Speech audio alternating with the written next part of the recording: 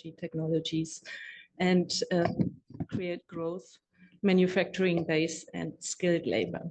So I really feel really privileged to have experts, practitioners, representatives from civil society and think tanks to discuss with us the challenges and opportunities arising from the clean energy transition. And today's workshop will present a valuable opportunity to explore complexities and also hear from you your views how ADB can support the region in its transition. The deep dive workshop will be structured into 3 parts. The first part will be a panel on critical minerals. And to just get ready and get into the feeling, we have actually prepared a little Menti question for you to check out your knowledge on critical minerals. So please get out your phones.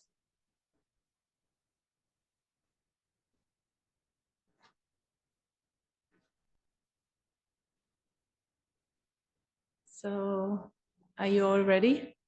No, I still see some. Okay.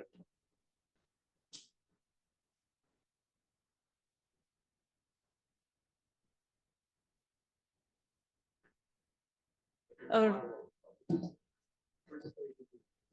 the five. Oh. Okay, so for those who can, let's start the questionnaire.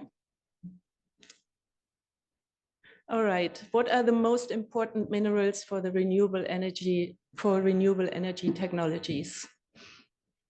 And you should see some options here. Okay, yeah, nickel, cobalt, yeah.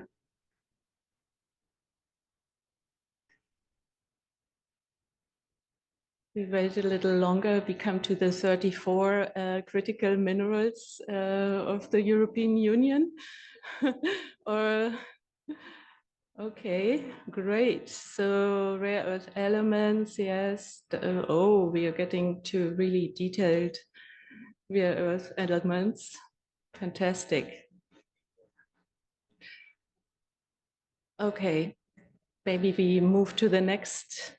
Okay, so which of these images is a lithium ore? Option 1 or option 2? Oh. Yeah, yeah. Mm-hmm. Option 1 is making the race. Congratulations to everyone who selected option 1. Next on. Which of these images is a cobalt ore? Oh, option 2 is taking the lead.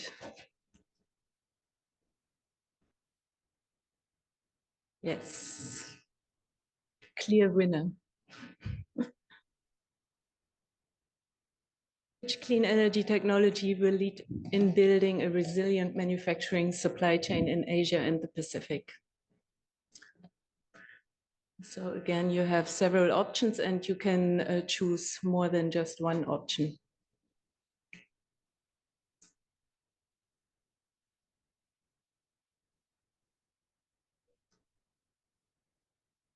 I think we have a clear loser.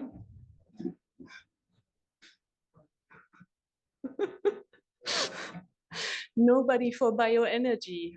Well, bioenergy is actually also important. At least one person.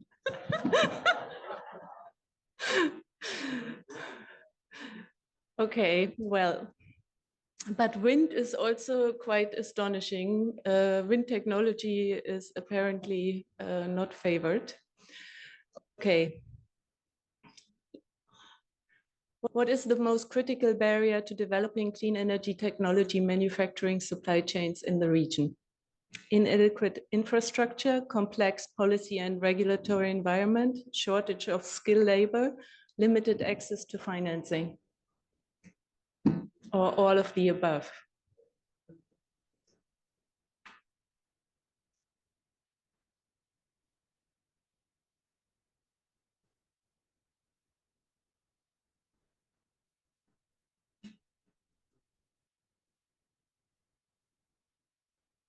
So this seems to be astonishing. Shortage of skilled labor doesn't seem to attract many hits.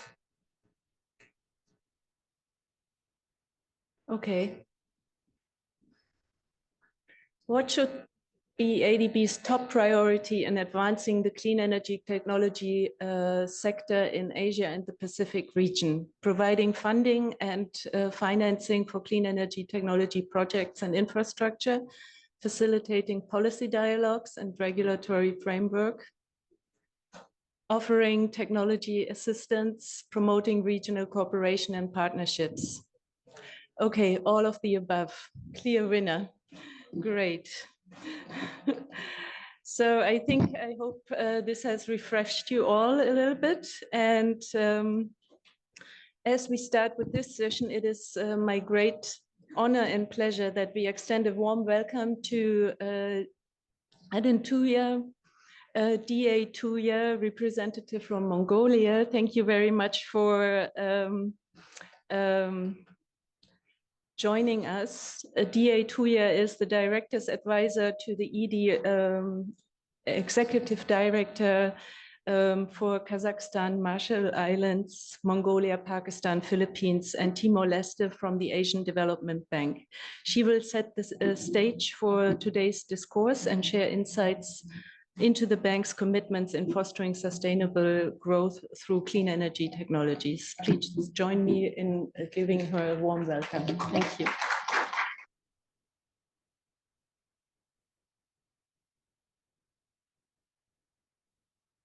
Good afternoon, everyone. My name is Erden Tuya Darnschloon. I'm the Director's Advisor at the Board of Directors. I'm pleased to welcome you all to today's deep dive workshop on inclusive, resilient, and responsible critical minerals and clean energy technology manufacturing supply chains. And perhaps before I start, as it's raining outside, I wanted to share with you a proverb in Mongolia. We have a proverb that says, meaning that a lucky or fortunate person finds rain at the right time. And I think this deep dive perhaps comes at a very critical time, and I think this might be a start of something greater. With that said, I wanted to say the region's economic transformation accompanied by a clean energy transition is fundamental to the success of global efforts to achieve sustainable development goals and decarbonization objectives. This transition necessitates a substantial increase in the deployment of clean energy technologies, which in turn is driving a surge in demand for the minerals required to manufacture them. From lithium for batteries to rare earth elements for wind turbines and solar panels, these minerals are essential components of renewable energy technologies. According to the UN, the global consumption and extraction of raw materials is expected to increase by 60% by 2060, where demand for lithium, cobalt, copper could increase by fourfold by 2030. Demand for minerals used in EVs, battery storage, could at least grow at least by 30-fold by 2040. As we ramp up production to meet our net zero goals, our attention and efforts are crucial to ensure that the supply chains are not only efficient, but also resilient and responsible. Achieving a balance between a demand for critical minerals and supply chain resilience is crucial for the success of the clean energy transition. While the shift towards renewable energy is imperative for combating climate change, it must be accompanied by strategic planning to mitigate potential risks associated with mineral supply disruptions. Asia-Pacific region has large reserves of critical mineral resources, as you know. Several countries in the region, including Mongolia, Indonesia, Malaysia, and Vietnam, are endowed with important mineral resources deemed critical for the energy transition. For instance, Mongolia has one of the world's largest copper deposits and is rich in uranium, fluorspar, rare earth elements, and other critical minerals, positioning it well in the global energy supply chain. Vietnam is also rich in rare earth elements, crucial for manufacturing wind turbines, solar panels, and EVs. Indonesia and Vietnam are major players in the electric two-wheeler market, while Malaysia, Thailand, and Vietnam collectively produce around 9% of the world's solar PV cells and models. Several other countries in the region are also striving to leverage these opportunities. By harnessing these resources responsibly, we can stimulate economic growth, create jobs, open opportunities to countries to actively participate and lead in the global supply chain for clean energy technologies.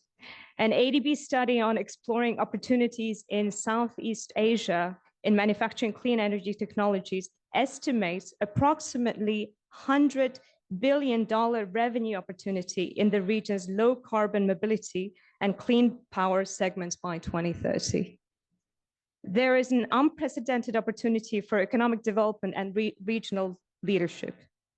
Scaling up efforts demands addressing certain supply chain risks, including robust policy and regulatory frameworks, progressive trade policies, and diversification efforts to mitigate over-reliance on single sources, ensuring a more resilient and balanced supply chain network. Throughout this session, we'll dive into key areas such as challenge and opportunities, as you've mentioned, Annika, arising from increasing demand. I think that we all agree to this. There's a lot of challenges and opportunities. Two, policy measures being taken by both resource-rich and resource-seeking countries in navigating through these opportunities and challenges. And ESG frameworks and sustainable practices in the supply chain, private sector insights, and most importantly, what would be the role of developing partners, including MDBs, in providing the necessary support to scale up manufacturing and accelerating the clean energy transition. Collective action is vital to ensure equitable access and sustainability.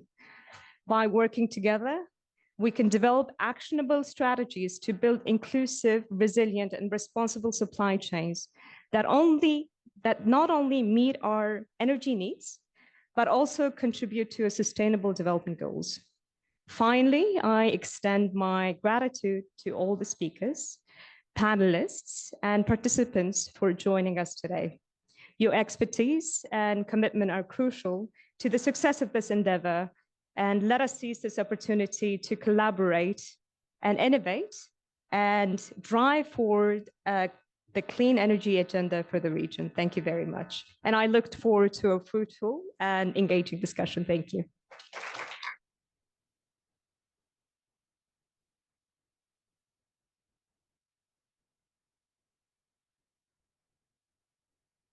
Thank you very much. And now I have the great pleasure to invite Ms. Karishma Gokala-Welch, Partnership Development Manager, Strategic Partnerships Office at the National Renewable Energy Lab in the US to join me. She will deliver a presentation as a scene setter. Thank you.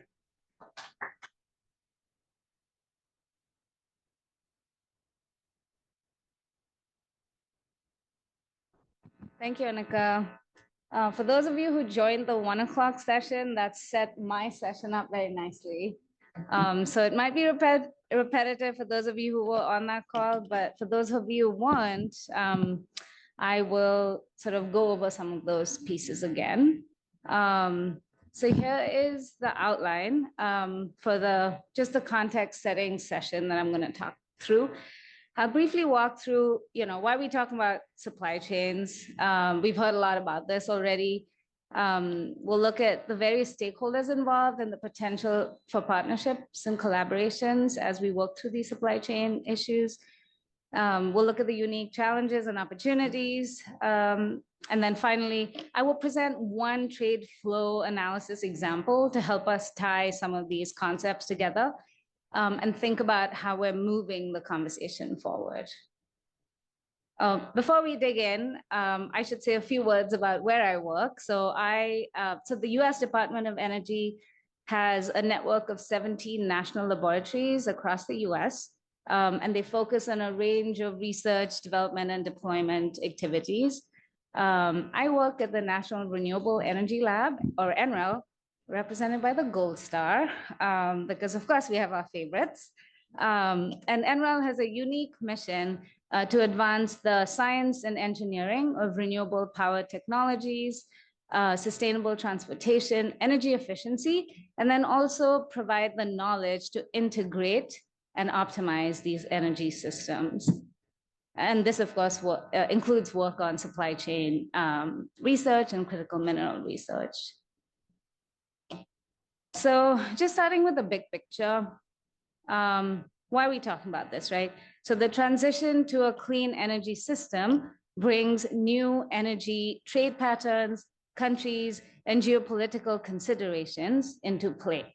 Pradeep, you talked about this, the supply chain constraints, right? So current clean energy technologies require a range of critical minerals to produce, and some supply chain stages are heavily concentrated in certain countries. That creates this resilience liability. But there's also significant opportunity to add value along these supply chains with the development of new related industry in the region and around the world. I think Toru talked about, I'm going to shift to the figure on the right here.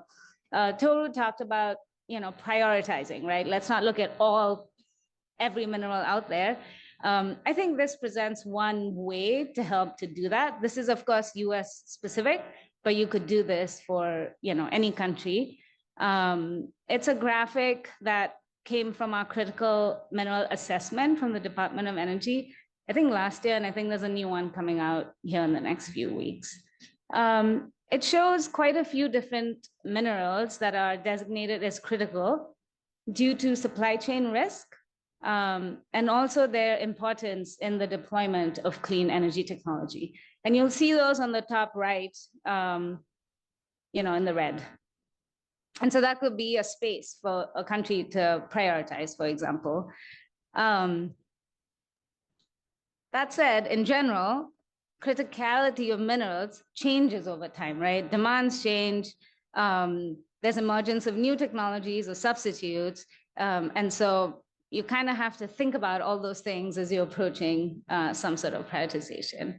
And so, for example, platinum was not critical in our 2019 analysis, but is critical now because there's an increase in fuel cell demand, right? Increased demands in EVs, in wind technologies, and battery energy storage has also caused nickel to now become critical in this most current analysis. So, big takeaways, there are constraints, but there's also opportunities to improve our circular economy technologies to minimize waste and to reduce costs. We can also explore new technologies to reduce dependence on some of these materials, and then also ensure that we're building the right required partnerships along the way. This slide captures, some of the different stakeholders. It's not exhaustive, as well as some of the important aspects that we've heard about already, I think, at the 1 o'clock webinar, and then just in the last couple of speakers. A sustainable energy technology transition requires us to consider all the technologies involved, right? So that green circle and everything to the right of it, it's crucial to think about how all of these technologies and the industries that support these technologies are connected and interconnected. And then we also need to be thinking about the partnership and collaboration efforts that includes all the various stakeholders in this room, right? Government, industry, research, financing is not on there, but it should be. And then as you go up clockwise, we need to think about the workforce development related investments we want to make along the way, so we can ensure a skilled, pipeline, as well as then that's where everything that Gay talked about, how do we do this in an equitable, through that lens of equity and justice. And again, while there's all these different things, economic opportunity is central, right? And so there's definitely a domestic economic opportunity and growth opportunity here. So we've already seen a version of this slide, or maybe we saw this slide, I can't remember, but I think it's definitely a version. So this IEA chart shows the share of refined material production by country. And so you can see the materials on the top, countries on the right-hand side. And you can see here the level of geographical concentration for refined products has increased in recent years. And that's like 2020 to 2023. And we know that clean energy applications are the #1 driver for this increased demand. Across countries, new projects came online relatively quickly, adding sizable volumes to the supply pool. And this is already, I think Isabel highlighted this, but I'll just highlight the remarkable increase in nickel supply from Indonesia. So you can see that as a notable example. I think it's purple, but maybe it looks blue, I'm not sure. It's in the middle there. All right, so before I get to this, just summarizing what we've seen in the last few slides, right? Concentration of resources in few countries represents a risk to sourcing critical materials. Following the flow of critical materials along the global supply chain is going to be key to understanding all the various dynamics. And then finally, collaborations and partnerships are central to this conversation. So to bring all these concepts together, this might be my last slide. Let's briefly look at this trade flow analysis example here. So over the past few years, NREL researchers and analysts have been instrumental in understanding how the growing EV market will impact lithium-ion battery recycling supply chain. And so these data illustrates the movement of different materials along the supply chain. And this one is mapped for cobalt. So I'm not going to go into every single detail here, but I will pull your attention to a few aspects of this chart. So the mining, I can barely see the slide here, so I'm glad I have some notes. But the mining, recycling, and pre-processing stages are shown on the left-hand side.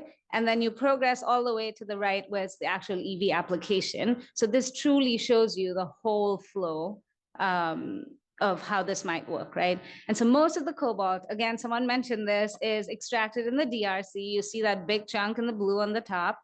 And unfortunately, then they don't benefit from much of the refining as it gets exported primarily to China, and that's where it's refined. So you see that again in that second pillar where it's in the refining.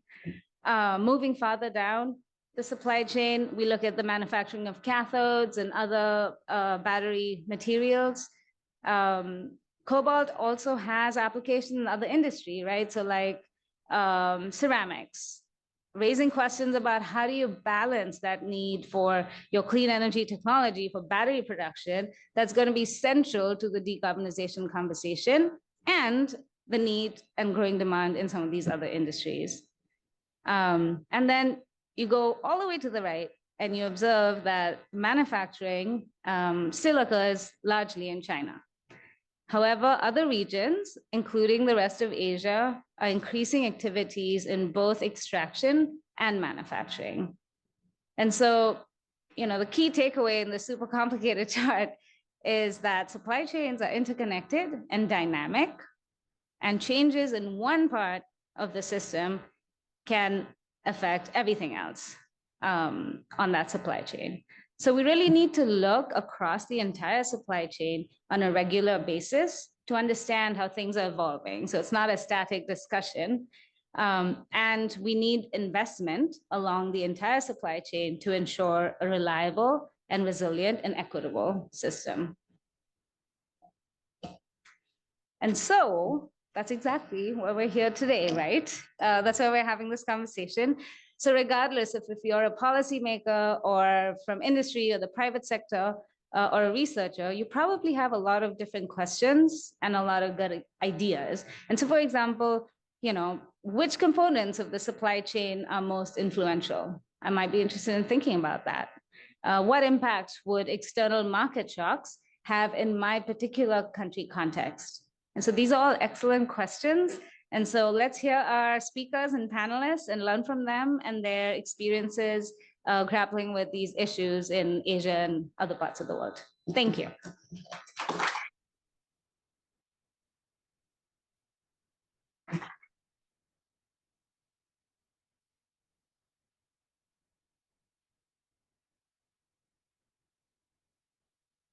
Dear participants, now I think the tension is rising. We can move now to the first panel. And with this, I'm really honored to invite your moderator for this session, Mr. Charles Feinstein, to the podium. Ms.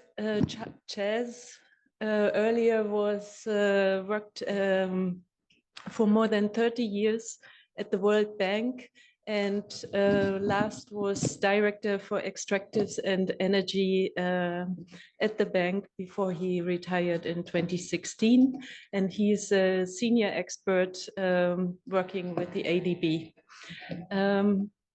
Chaz, over to you to introduce, and I wish you all an accelerating exchange. Thank you. Thank you, Annika, and I think I'll take this challenge sitting down, if you will. It's very gratifying to see such a large crowd, a standing room only crowd. But by the way, there's my seats available in the front for a very reasonable price if you'd like to accommodate yourselves. Good afternoon. Just a few words, almost now what's becoming the conventional wisdom to frame today's panel.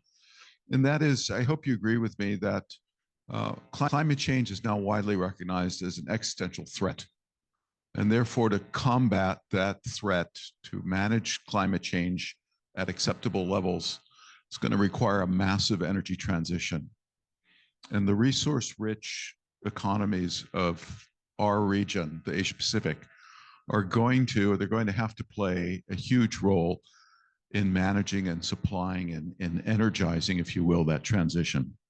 So today, we have an opportunity to look at both the huge opportunity and the significant challenges that lie before these countries in hoping to engender a resilient and sustainable transition, energy transition using clean energy technologies and associated supply chains.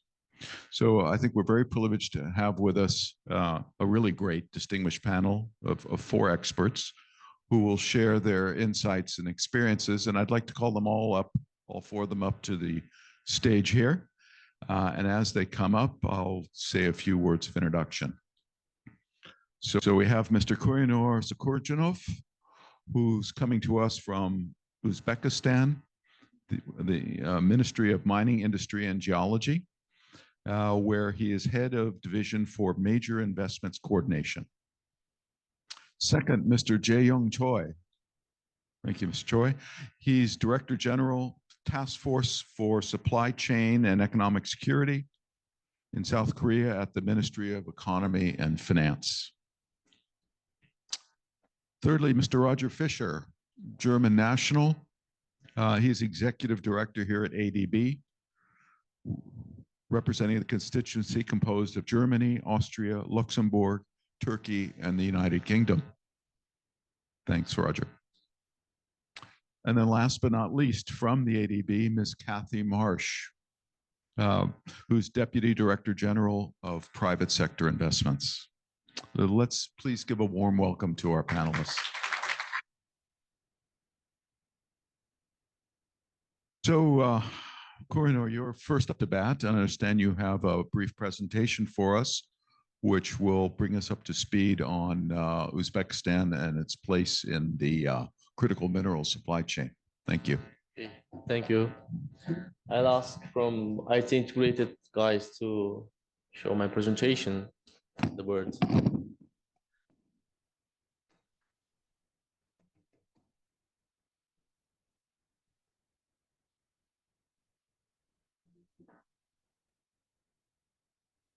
So good afternoon, and my name is Kuhinur Skhojonov. I am head of division at the Ministry of Mining Industry and Geology of the Republic of Uzbekistan, and I am here to show you a brief to give you a brief information with some illustrations.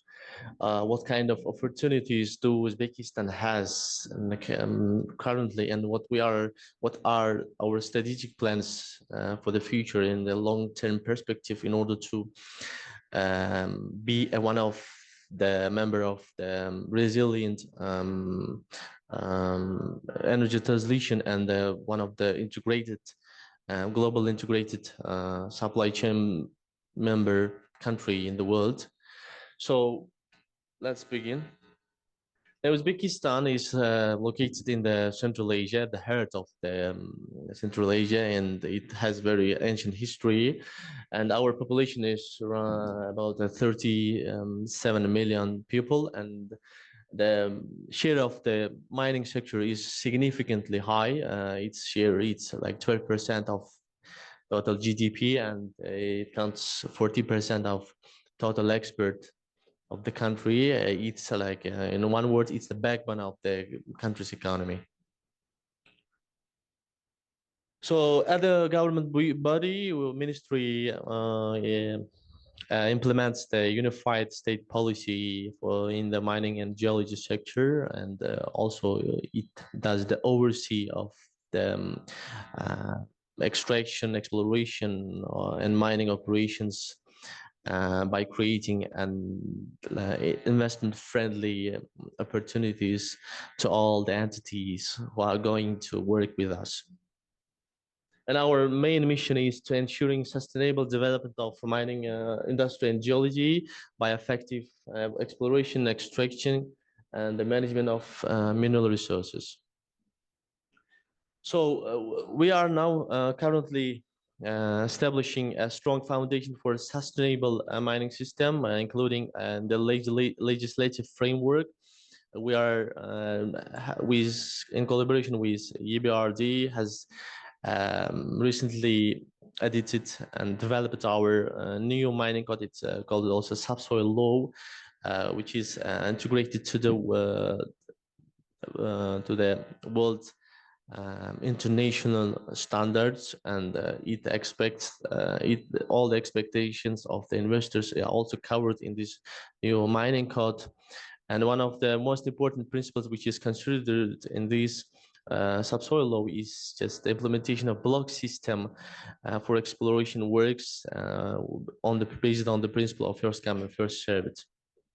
And we are also doing a lot of efforts in order to optimize our tax policy in order to create a better investment climate for subsoil users in order to attract junior mining companies to the mining industry.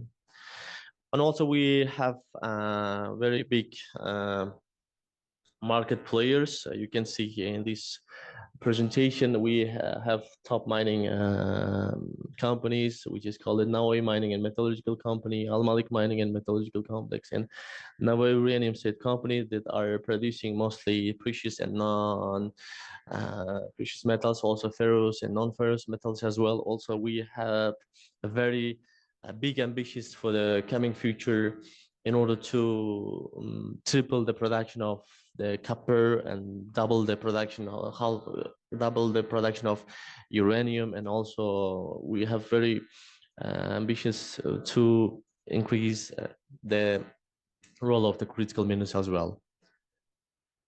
So in this slide, you can see that our main production minerals reserves, estimated reserves of gold, copper, silver, uranium, and we have a new president decree which is established recently. It is based on dedicated for the critical minerals sector, and we have approved 31 types of critical minerals which is existing in the territory of Uzbekistan. And this, please draw your attention that this kind of critical minerals, including germanium, tungsten, vanadium, indium, and lithium, and others, are just taken, mentioned, and then estimated based on the 40% of the territory. It means that we have a lot of potential in all which is not uncovered yet.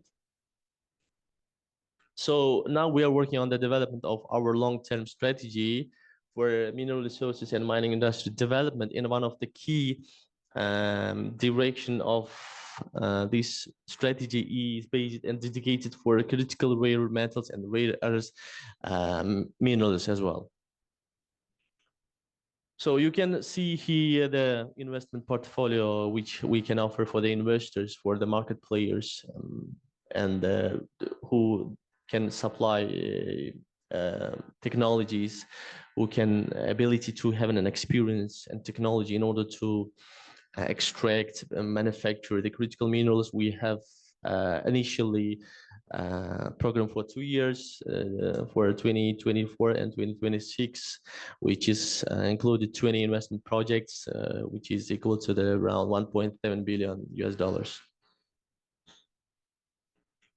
So we are also working very hard in order to integrate to the international standards in our main mining and geology sector. We have already started to develop our sustainable development report based on the GRI standards. We have also estimating our GHG emissions, and we are now working with consulting companies in order to get the ESG ratings as well, and currently expecting by the end of this year, we are expecting to get the ESG ratings for 2 mining companies and 1 for the next year. So we are also working hard in order to get internationally adopted certificates like ICO for environmental management and energy management systems. Also, we are one of the main direction in our strategy is to integrate and create our national standards based on the Score standards, and it would be like an JORC standards, in order to give them more confidence to the investors when we do the geological exploration based on the international integrated standards like a JORC code. And as Uzbekistan, we are going to build our national coding and estimating system. So what are the challenges we are facing? There are just a lot, but I would like to draw your attention for a few of them. And the one is our limited domestic manufacturing capabilities. Of course, we are now extracting, mining, and manufacturing some of precious and non-ferrous of metals, of course, but we still have a lack to develop our manufacturing system in order to produce value-added products as well. So we do not want to be just like a rich resource country, or just to be just a raw material supplier, and we are going to be a member of an integrated supply chain in the global market.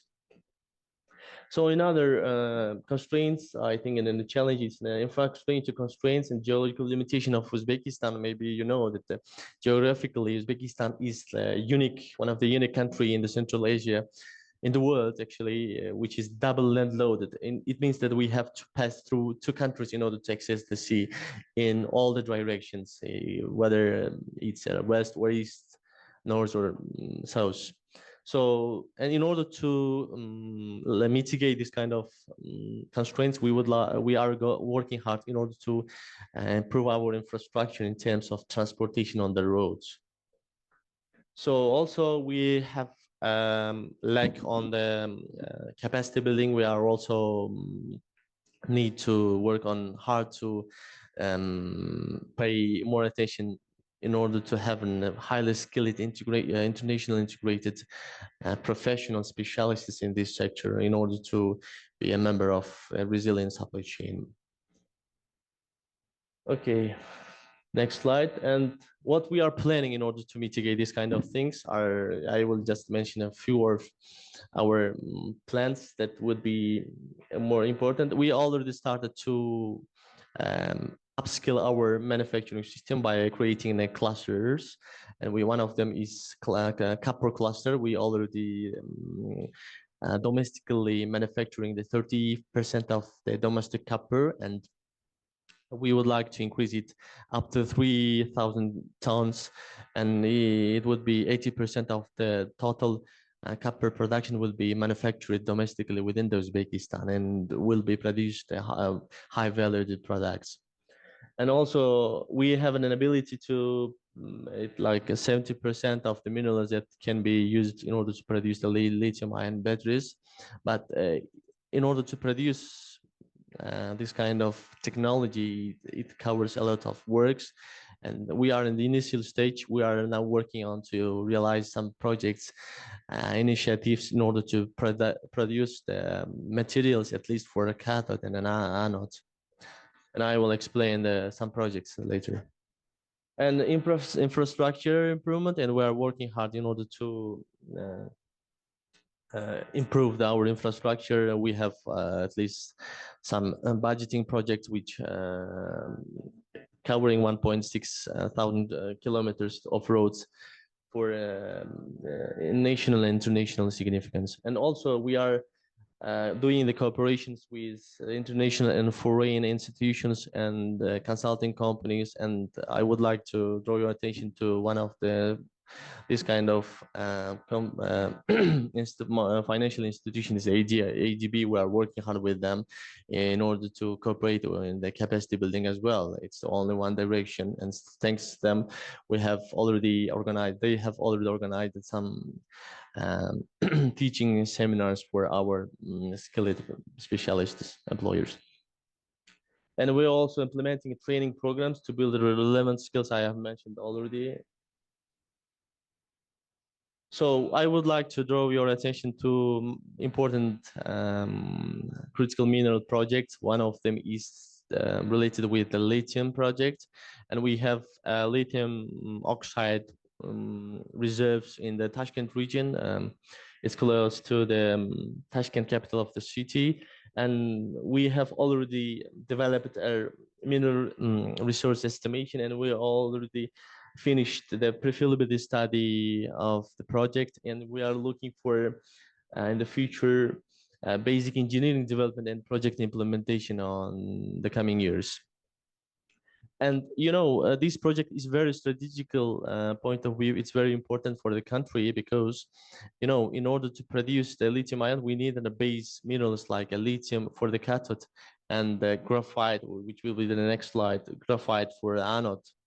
And these two big projects is just one direction which is included in our strategic initiatives of the country in order to be to create a resilient and integrated supply chain. So next project is that Tashkazan graphite project. It is also we have working on the completion of drilling operations, and now we are working on to develop the mineral resource estimated report.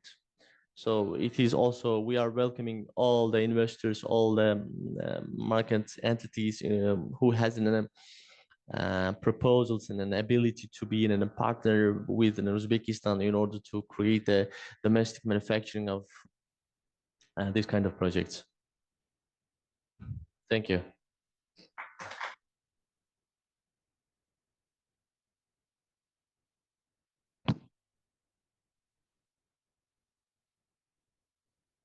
For a very clear presentation and the geography lesson. Until now, I never knew what double landlocked meant, but now I do.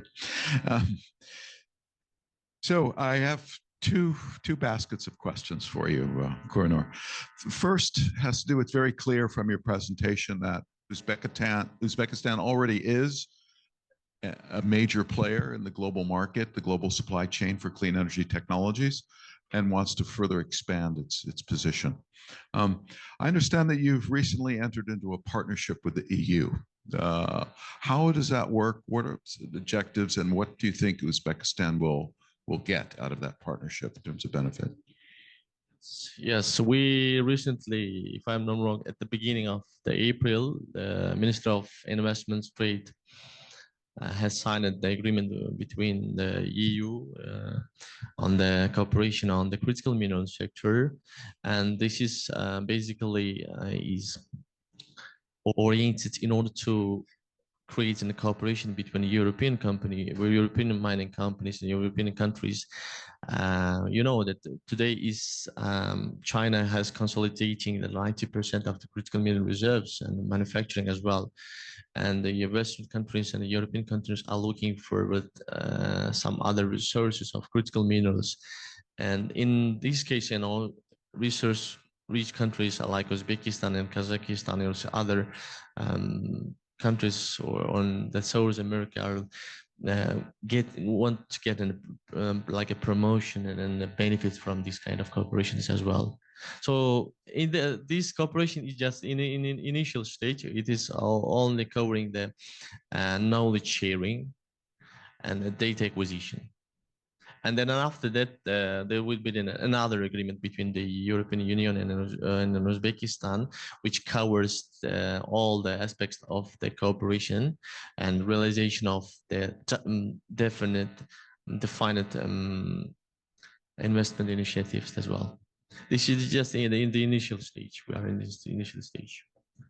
So if I get it right, my interpretation would be this is a concrete move by EU to diversify their supply chain. Yes. And therefore, in partnership with Uzbekistan, it's in early stages, but initially it will be an exchange of information, data, and a certain amount of capacity building, getting to know each other, if you will. Yes, of course. The European Union has just started this kind of cooperation with Kazakhstan a few years ago. Like, if I'm not wrong, if there are some representatives of Kazakhstan, they may say that if I'm wrong, they signed this kind of memorandum of understanding in 2022.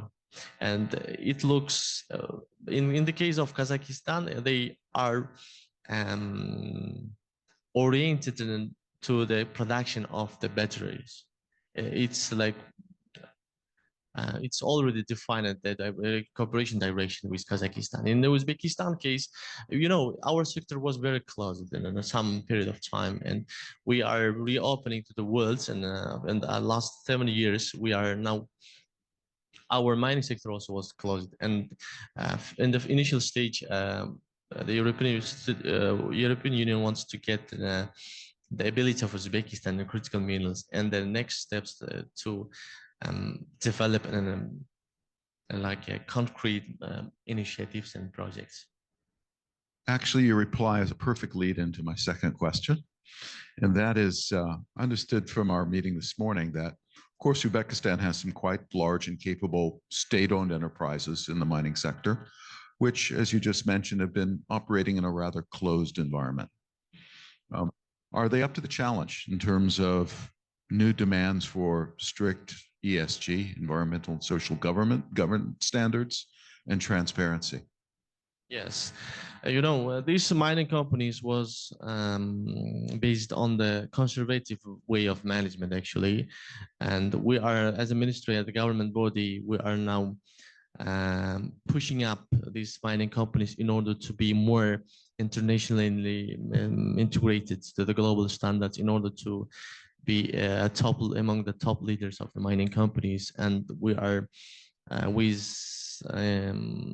the help of international consulting companies and financial institutions, we are creating a better state policy for them to explain them the importance of the implementation of ESG standards in the mining corporates, because it helps us to help them in order to be more well prepared for the further IPOs if we will need more capital. Because, you know, we have, as I mentioned, we have a very big ambition targets in order to increase the production capacities.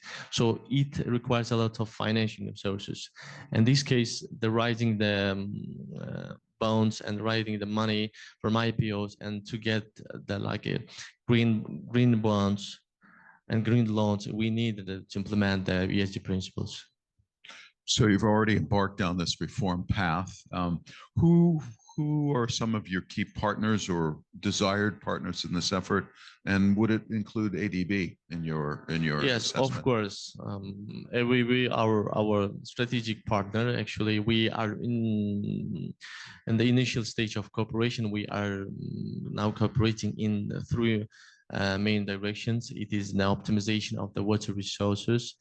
You know that our mining sector is very water consumable sector, and in this case, if you look to the figures, our mining enterprises entities are using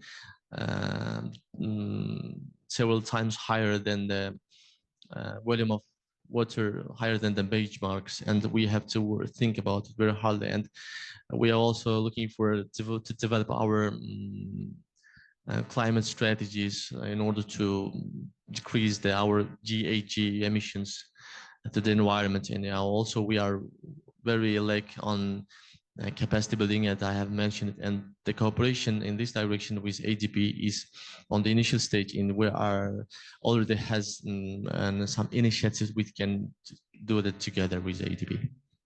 Well, I just want to clarify, I can't certainly commit ADB on this venture, but I know discussions are ongoing, and it's excellent to know that the desire for cooperation is there. So thanks very much. So now, Mr. Choi, we turn to you, and I understand you also have a brief opening presentation. Thank you.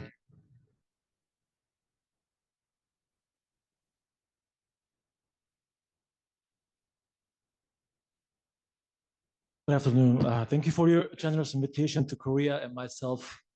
Even though Korea is obviously not a resource-rich country, we are talking about resource-rich country, but Korea is obviously not a resource-rich. Human resources abound in Korea. As far as natural resources are concerned, we are out of the scope. But I think when we address an issue, sometimes we find ourselves better positioned to get a sense when we turn the things upside down.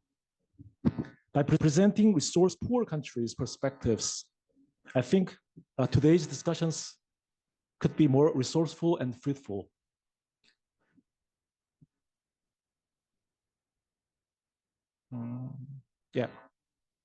Korea faced an acute shortage of urea in 2021 following China's export bans. Urea is an element in urine, which we pee when nature calls. And this is separated ether from coal or natural gas. And today, it shall be inserted into diesel engines like trucks, rigs, or heavy equipment and industrial facilities in Korea to lessen air pollution. Urea turns diesel engines into cleaner and greener ones. Following such an export ban on urea, which was in fact triggered by China's domestic coal shortages, Korea was about to experience an unprecedented turmoil in logistics. Korea has not produced urea since 2011, not because of technical complexities, but because of a lack of economic viability in domestic production. Since then on, Korea imported almost all amount of urea from a single country, which churns out best price, best quality products. Korea got out of trouble as soon China lifted the ban following regaining domestic balance. Korea's policymakers came to aware that such a low-tech, cheap, and single element could have an immense potential to bring down nationwide economic circulations. Critical minerals, most notably rare earth elements, nickel, copper, lithium, and cobalt are the world's building blocks for emerging and future technologies. They are essential for carbon neutrality and clean energy transition. Demand for minerals is forecast to surge about 4 times by 2040, like Mongolian gas once mentioned. Global efforts to achieve net zero goals are behind the trend. Korea is the world's second largest manufacturer of semiconductors and holds about 26% of the global EV battery market. Korea is 95% dependent on imports for its processed critical minerals supply, and over 80% comes from China. Korea has a stark imbalance in critical minerals as we import most of them from outside. Battery production companies Samsung, SDI, SK Innovation, LG Energy Solution are the typical cases. Samsung and SK Hynix need specialized critical minerals for semiconductor manufacturing. Such an outright asymmetry in supply and demand of critical minerals demonstrates that Korea is exposed to risk skyscrapingly and fairly vulnerable to supply chain disruptions. Sustainable and resilient supply chain is government's utmost agenda. Global production, mining, refining, processing of critical minerals is concentrated on a handful of countries. Among them, China is dominant leader in the critical mineral supply chain as it controls much of the global market. Where China does not possess the monopoly, it still commands market as a big customer. But China holds a limited gripping in the mining or excavating level, so-called upstream stage. But it buys, refines, and exports more minerals than any other country. Korea's industry ministry, MOTIE, Ministry of Trade, Industry, and Energy, rolled out a string of policies in 2023 to reduce excessive mineral dependence on China. MOTIE released a list of 33 minerals with respect to economic security. Among them, 10 are categorized as prioritized critical minerals, including 5 rare earth elements, and they are subject to government's intensive management and support. MOTIE also unveiled a plan of developing a global mineral supply map that illustrates a global network of critical mineral mines, and as well as an early warning system, EWS, that purports to capture supply chain risks in advance. Expanding public storage or stockpiling to buy golden time in times of crisis can be an effective measure. Stockpiling of critical minerals will sustain up to 100 days from the current 54 days. Pre-feasibility studies on the expansion of storage bases will be carried out. High-level diplomacies with resource-rich nations will be pursued. Mineral Security Partnership, MSP, and other multilateral forms of collaboration, for instance, IPEF, supply chain pillar, can serve as a window through which Korean companies identify potential overseas projects. To encourage private sector to invest in overseas mining projects, state-owned enterprises like Comer, Korea Mine Rehabilitation and Mineral Resource Corporation are to conduct preemptive examinations on high-risk projects. Public research institutions will undertake feasibility analysis on some global projects, then reach out to private companies if results are promising. A more favorable financing program like loans, guarantees, insurance will be offered to incentivize private companies' investment in overseas mines. Mineral-based products like batteries will be recycled for reuse. Korea will roll out a brand new regulatory framework to boost recycling up to 20% from the current 2%. Purpose of these measures is pretty clear: to mitigate reliance on a single country for critical minerals. Korea set an ambitious target from the current 80% of dependence to 50% by 2030, by inducing diversifying imports, securing overseas mining resources, and reshoring and friendshoring international cooperations. If Korea is successful in pressing down reliance, then it means Korea's business will have a broader partnership with other resource-rich countries like Uzbekistan, or in Southeast Asia, Central Asia. Yeah, some say Altasia, Alternative Asia. Korea's pivoting its mineral sourcing away from a single country towards other countries could be a boon for some Asian countries that wish to do more business with Korea. But the scope for such cooperation opportunities can be limited because mitigation measures usually takes a lot of time to bear fruits, several years or even decades. And they need substantial public resources as well as well-designed incentive systems to private companies, private investment, and proper regulatory framework. Rather bluntly speaking, these are challenging and very hard to pull off. According to a recent report, despite repeated calls and efforts, Korea's dependence for key materials, key minerals on China has been intensifying rather than subsiding. In coping with the acute shortages of urea, Korean companies turned to other countries to diversify their imports, but it was temporary. Once the export ban had been lifted, they instantly returned to Chinese providers to seek the lowest price, best quality products. This showcases the formidable market mechanism in place. Restoring and friendshoring in critical minerals will be costly and lengthy process. A development of downstream production capabilities requires huge investment. Changes to existing supply chain for minerals will be gradual and perhaps barely to perceive in the short term. Mining and refining are environmentally sensitive, and their negative impact may drag the progress. The development of downstream processing in other countries may provoke local communities, NGOs, as they fret environmental degradation. Such opposition or uproar may put the projects in quagmire. Therefore, how much potential do mineral-rich countries have from Korea's policy initiatives or diversification efforts depends on factors like market mechanism, investment capabilities, and environmental concern.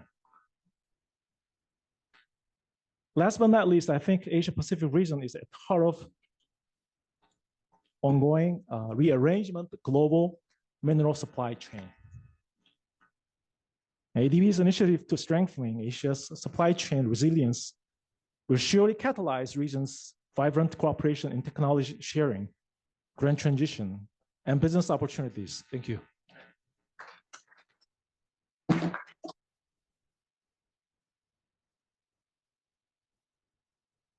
On my house in California, I've got PV panels made by Hyundai. My neighbor drives a brand new Kia electric vehicle powered by LG Chem batteries.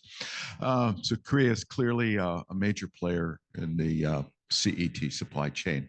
I want to dig a little deeper on sort of what you closed on, and that is Korea's got a tricky balance between, in terms of assuring a sustainable and reliable supply of these critical minerals for your industries.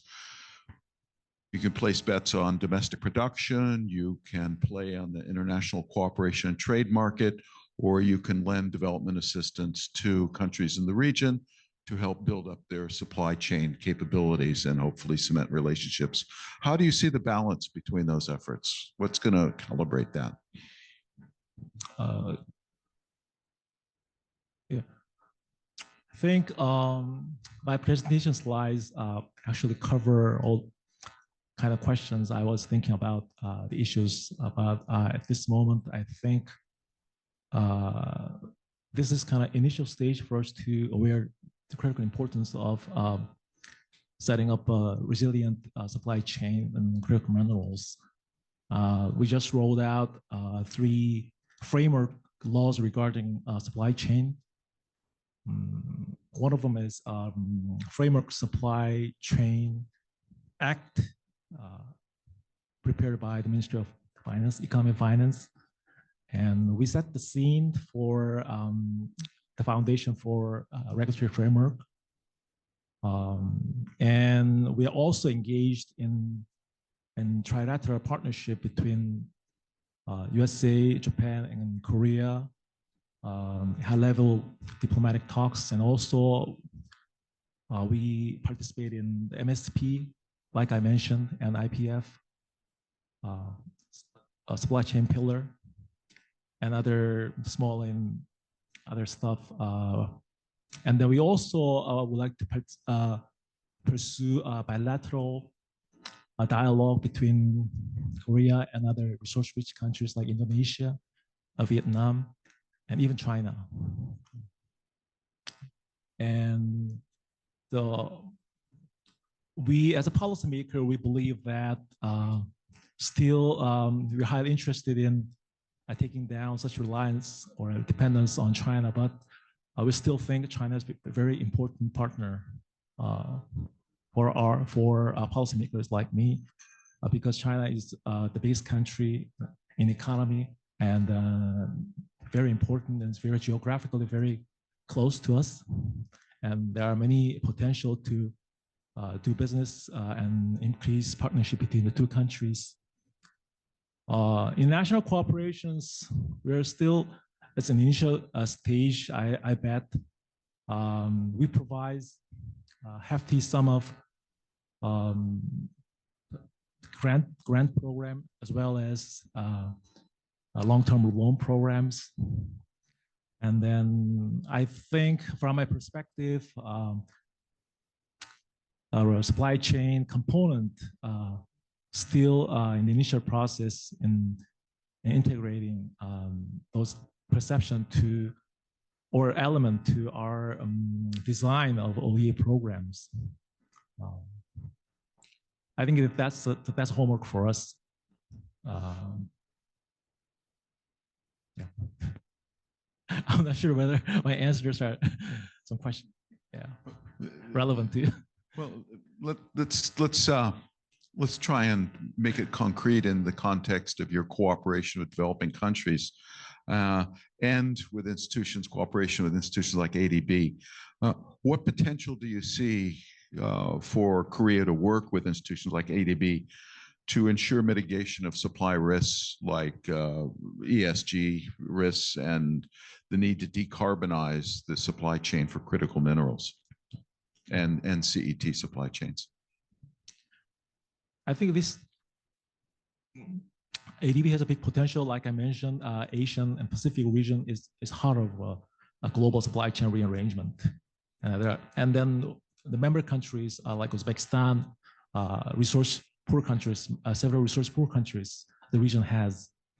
And like all kind of program like financing or capacity building program or technical assistance, all can be done through ADB programs or ADB vehicle, I think.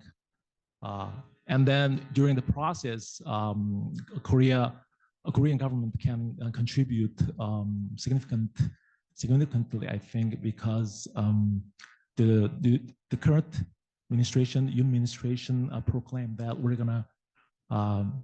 gonna increase ODA volume leaps and bounds a lot. Like if my memory is correct, I think this year's budget allocation for ODA has increased 60% compared to the last one. I think we have a big pocket. Still, you know, compared to other big countries, still a long way to go. But we have great potential in terms of financing, and I think to that sense, I think recently I knew that Korea Trust Fund and ADB recently made an approval of a TA program amounting to $1 million. That's a good start, I think, and there's still a lot to work. And then my colleagues in the ADB, and then my colleagues in the Ministry of Finance, Economy and Finance, will a lot of things to collaborate to make it true. Thank you, Mr. Choi. Mr. Fisher, you sit at the apex of this institution, ADB. From your vantage point, how do you perceive the role of international collaboration and open trade policy in enhancing supply chains for critical minerals? Thank you. I'm not sure if I will be able to tell you anything new, given how rich the debate so far is. And I caught a little bit of the tail end of the webinar previous to this, and this was rich already. So I think this is a point where I would like to just remind ourselves of some important background facts that provide, I think, some of the context to the discussion we are having now. I think there are two important elements to this context, which is really about two challenges.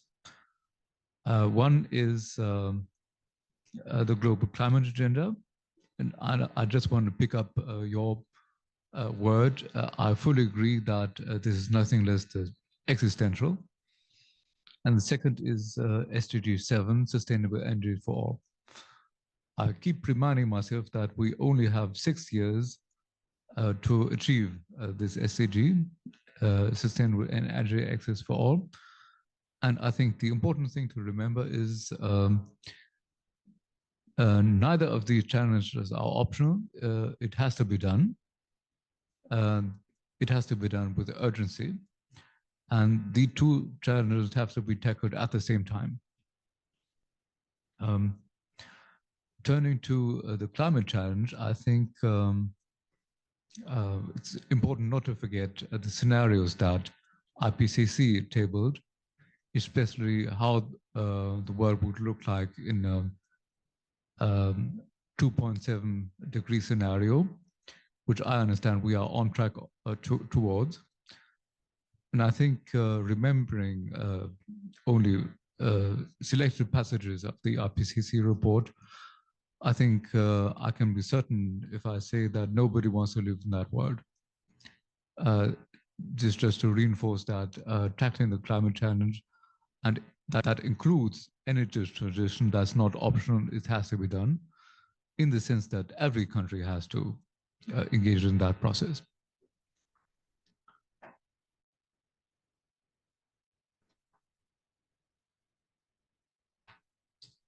But I think the other side, maybe the more positive side than the non-optional side, is this has come out in some of the previous presentations also. It has to be done, but there are also big opportunities economic wise if you engage in that path. There are so many technologies involved that I think there will be first mover advantages occurring to whoever engages in energy transition technology. And we are keenly aware of the fact that many OECD markets are starting to condition access to their markets to compliance with energy transition technologies. So that's why I think it's an important opportunity for economic development, engaging in this green transition. So it has to be done, but it's also a great opportunity to capture. Turning to the role of international cooperation, I think to a point that's self-evident. We heard before on risks resulting from concentration, in the sense that supply of critical minerals is here and demand is there. And that in itself is a case of cooperation, because we have to connect supply and demand. That's why I say that from a purely economic standpoint, there's a cogent case for cooperation. One, I think energy transition physically cannot be achieved by any one country alone, if only for the reason I just mentioned, supply is here and demand is there. And I think historically experience shows that if any country even tries to solve this kind of problem alone, it will be usually not successful and definitely much more expensive than the cooperation alternative. So that's why I say there is a cogent economic case. Unfortunately, one of the other historical experience is that a cogent economic cases, mere economic rationality doesn't always determine policy making. Sometimes national self-interest takes precedence, and that's the situation where countries incur more cost and accept economic disadvantages in the hope to achieve short-term political objectives. And I think there's a need, in fact, an urgent need to counterbalance that tendency. There's a need for the international community to be reminded of this economic case and of the advantages of international cooperation. And that is exactly where international organizations like ADB come in. So I am mindful of the time, and I would like to leave room for questions from the audience, but just a quick follow-up if I can. It's early days Please. and I don't want to pin you down, but do you have any ideas at this point about what you might want ADB to do in this domain? Where do you, from your experience, what kinds of initiatives might be the most appropriate and successful? I had the good fortune of attending the previous session when Pradeep made his presentation. And he, I remember in his presentation, he set out a broad menu of offers that ADB can bring to the table. And all of them, I think are very relevant to what we are talking about. Some of the things I remember and I really believe ADB can bring to the table is engaging in advocacy, making the case for the advantages of cooperation for everyone involved. Second, ADB's famed convening role, bringing different countries and different stakeholders together, make them find out what they can do together.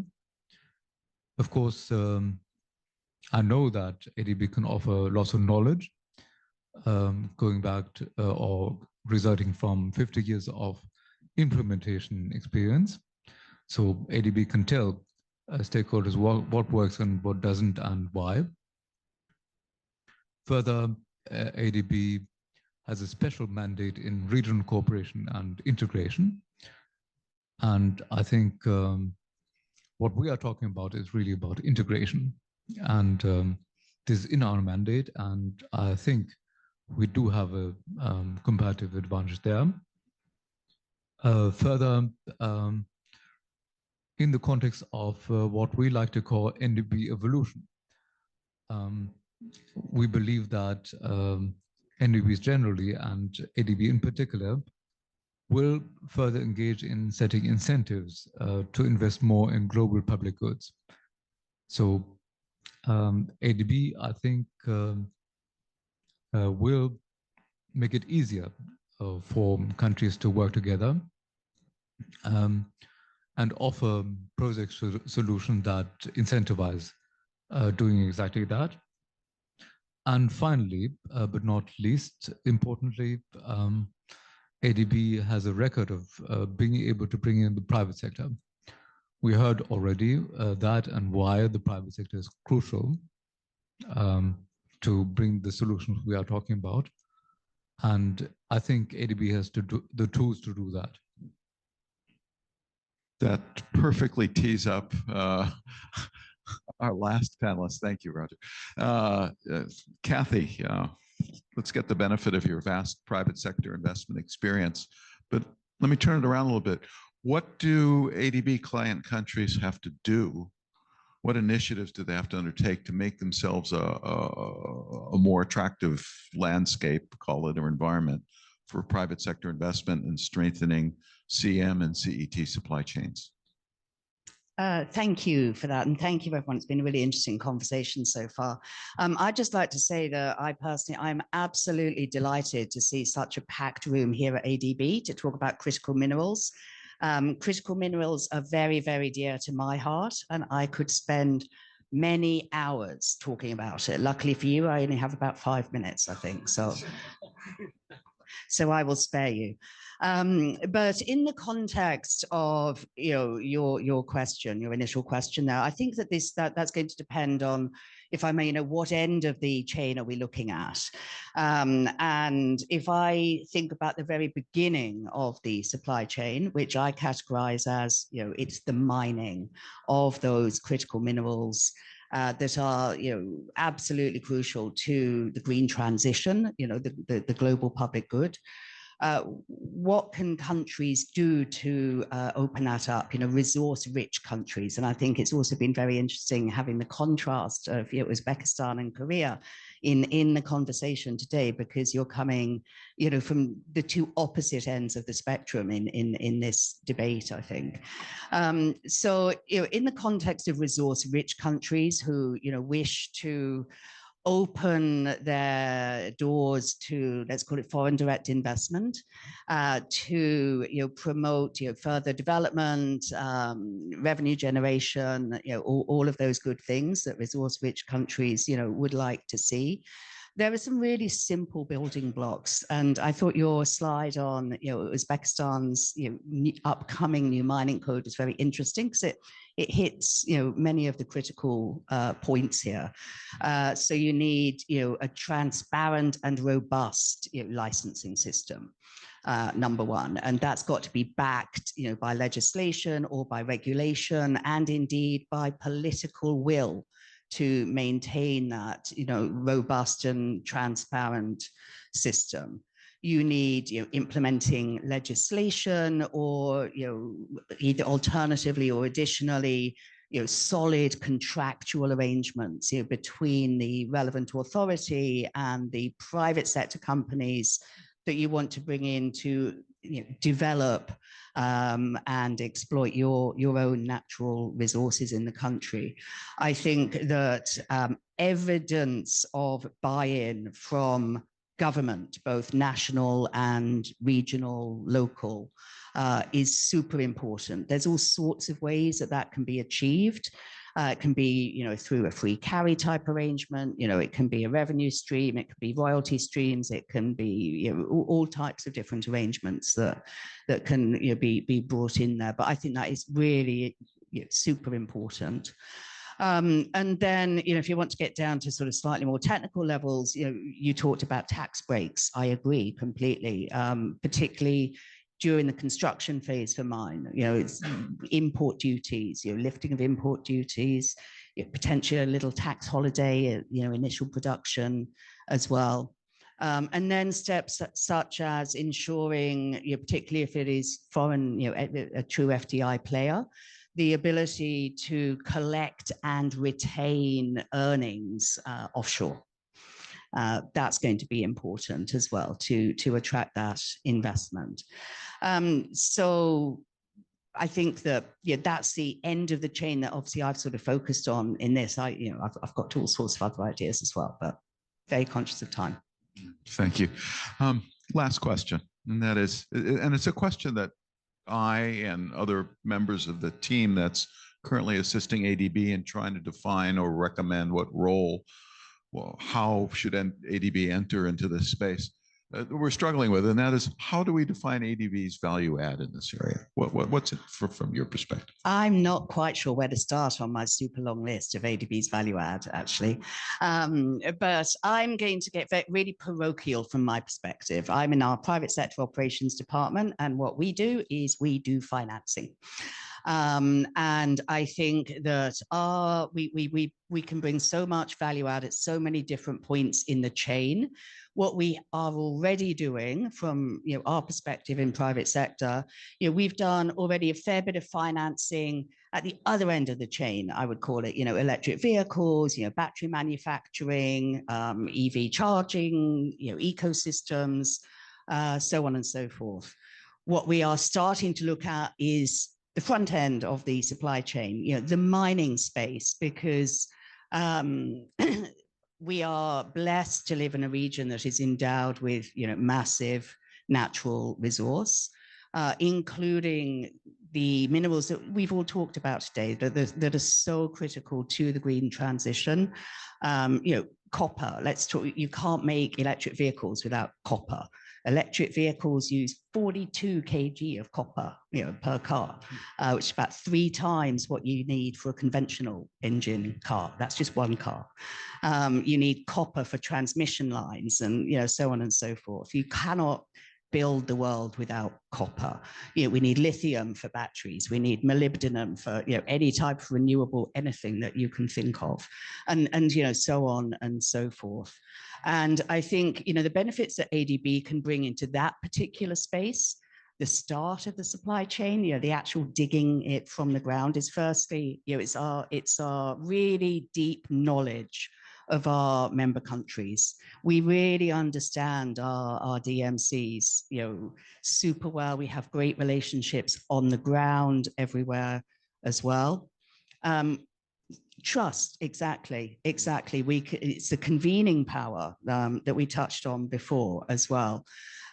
We can bring a whole suite of products to bear, right? We can do, bog standard, private type financing, but we have sovereign lending to deploy. We have, funky sovereign guarantee products, and it's all under one roof. We are, in terms of product suite, we are the World Bank Group sitting under one roof with all of the products that, IBRD, IFC, MEGA, and IDA have across the 4 institutions.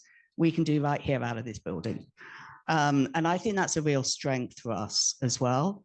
And I think that, our understanding of our DMCs and, the trust that we can build there, we can also help catalyze others to come into transactions. And, that goes to, our fellow MDBs, DFIs and so on. And depending on the jurisdiction and the mineral and so on, there's lots of different factors at play there. Back to the MDB evolution conversation, mobilization of private capital and so on and so forth. And that's before I get on to the knowledge products that we can bring and so on and so forth. I'm focusing very much on the financing angle on all of this. So I think that thanks very much. By the way, I confess at the World Bank, we're always a bit jealous of the under one roof you folks enjoy. But I think the panel has really earned a coffee. But before we take a break, first, let's thank the panel for sharing their insights.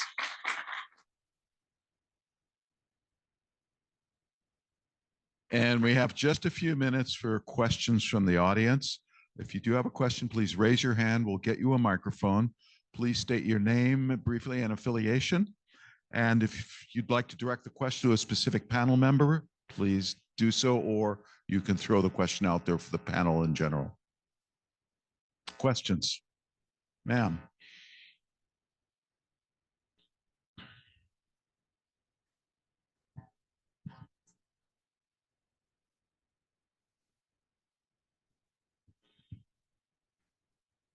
This is for E.D. Fisher.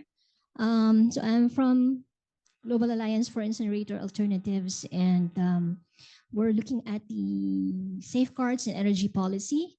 And we know that ADB has a long-standing policy on against mining, but recently we have seen technical assistance on smart mining in Mongolia. So we're just wanting to know where ADB stands on and this, and what's the perspective of current shift towards this towards clean energy technology. And then second, this is a question for the lady from USAID on circular economy. I hope she's still here. She left. Maybe one of you can answer. We're looking at redesign, but we seldom hear about redesign as part of the circular economy of EV batteries. Wondering what would help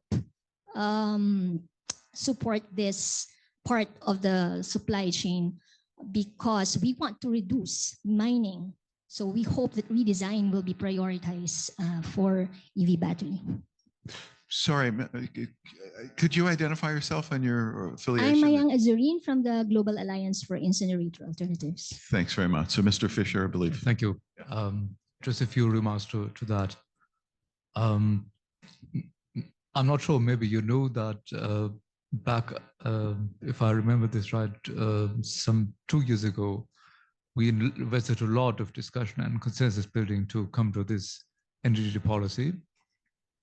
And I think there are still many people around like me who remember this process. And this factor alone, I think, provides some assurance that this institution will continue to comply with its energy policy. We all invested so much in that. It has to work.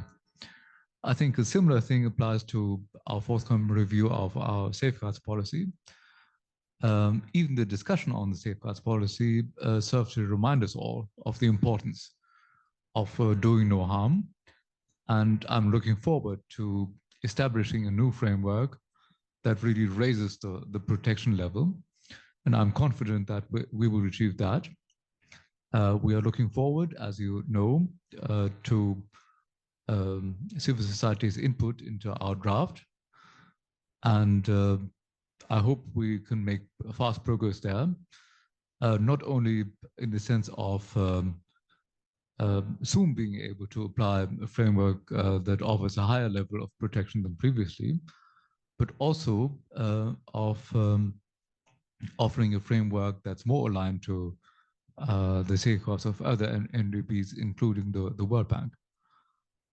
I think having similar or even the same sets of safeguards goes a long way towards making life easier for our clients, which is a very important part of development effectiveness, as you know. So I think neither the energy policy nor the safeguards are really meant to stop us from doing something useful. And I think that's the spirit in which we will apply those sets of policies.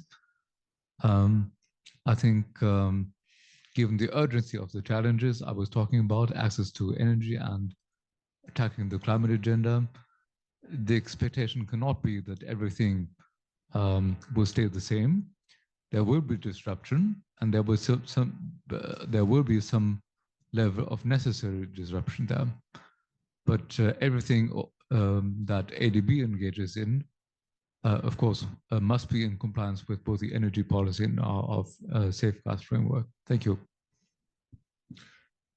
Very briefly, I can't speak on behalf of ADB management and what management may eventually endorse, but certainly in our deliberations of an approach in this area for ADB, the circular economy and recycling of material is certainly one of the areas that we're studying very carefully.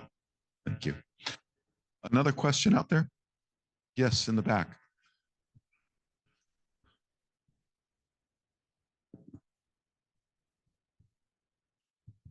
Hi, thanks so much. This has been super interesting. My name is Elizabeth Arnott, and I'm a consultant, and I work across mineral supply chains. My question is more so for the policymakers. I'm just curious around whether you have been considering at all small-scale mining in your kind of internal discussions when looking at your regulatory approaches as you continue to develop your policies for mining. Who would like to respond? I don't consider myself a policymaker, but I can try. I think, of course, we look at small-scale mining just because it happens and because it's a relevant element in the economy and the social fabric of many of our DMC. And that means that we look at small-scale mining and many different aspects, sometimes competing. It's about community coherence, employment, sustainability, access to minerals and mining products, etc. Bringing all that together is and must be part of sector strategies and country strategies. And that's, I think, reason enough for ADB and other development partners to engage in that. Thank you. Okay, maybe we have time for one last question, if there is one. Yeah, no? Seeing none, then once again, well, I'd like to thank the audience for your keen engagement, your questions, and of course the panel for sharing their insights. So thank you once again. Please let the discussions continue. I think that's the closing theme here, and you're invited to talk over coffee. Thank you. For those of you joining us now, welcome to today's deep dive workshop on inclusive, resilient, and responsible critical minerals and clean energy technology manufacturing supply chains. We now move to the second panel session of the day on opportunities and challenges for developing Asia and the Pacific countries to develop clean energy technology manufacturing supply chains. It is my pleasure to welcome Annika Zeiler, Principal Energy Specialist at ADB, on the stage, who will moderate the next session and will guide us through the next insightful panel session. I welcome you on the stage, Annika.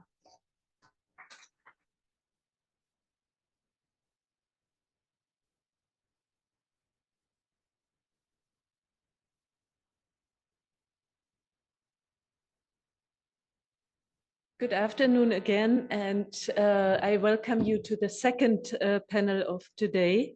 And it's my absolute pleasure to be among such distinguished speakers from private sector and a partner organization of ADB, a think tank, and a policymaker. So may I please invite my fellow panelists to the stage, Mr. Omar Ciccarelli, Deputy Head of Energy Efficiency and Renewable Energy Policy at the Sustainable Development Department of the Ministry of Economy and Sustainable Development of Georgia. Mr. Ashton Carter, CEO from TDI Sustainability.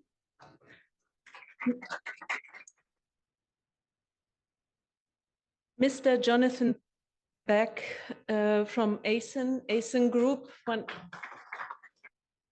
CFO of the ASEN Group. Mr. Rishabh Jain, Senior Program Lead from the Council of Energy, Environment and Water, CEW from India. And Ms. Wei Huang, Energy Strategy and Policy Officer of the Asian Infrastructure Investment Bank.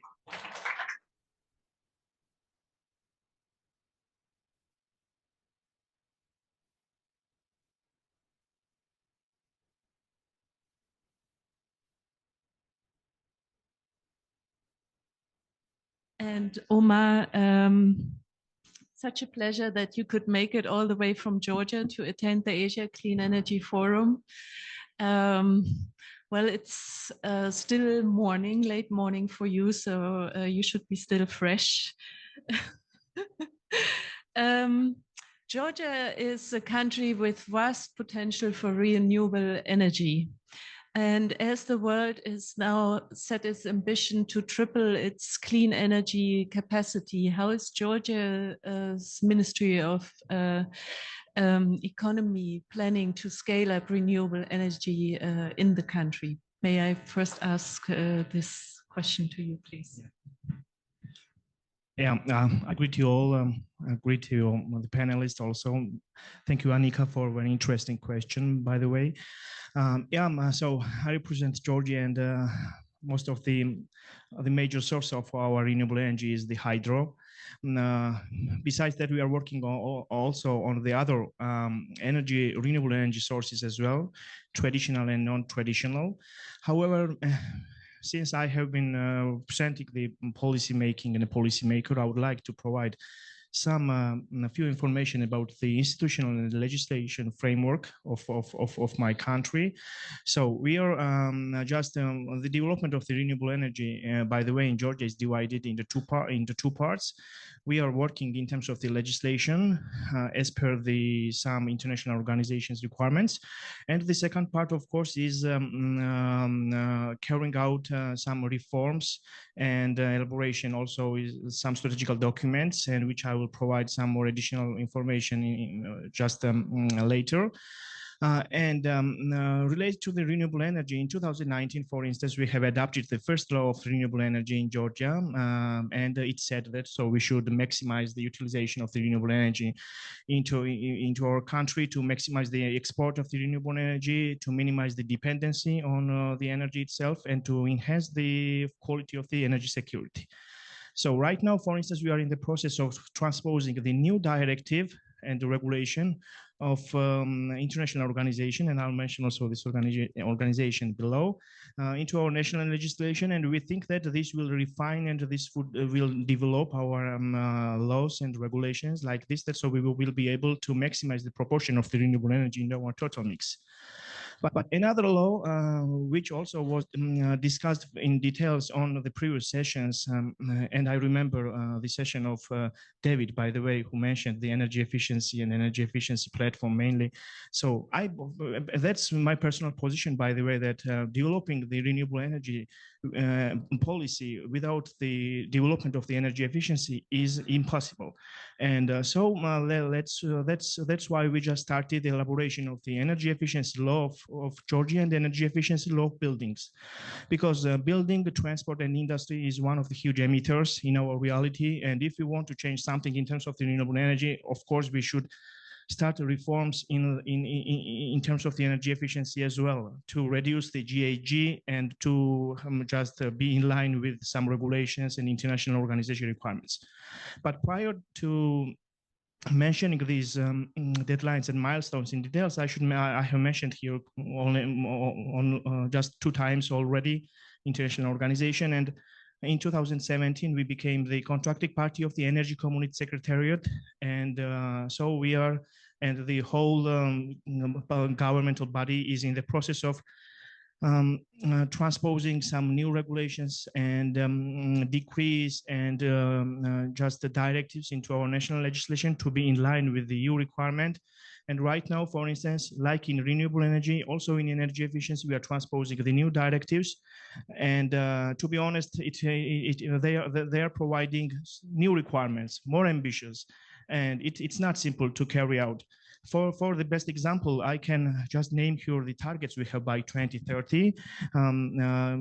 For instance, as per the new commitment, by 2030, the share of the renewable energy should be 27.4%.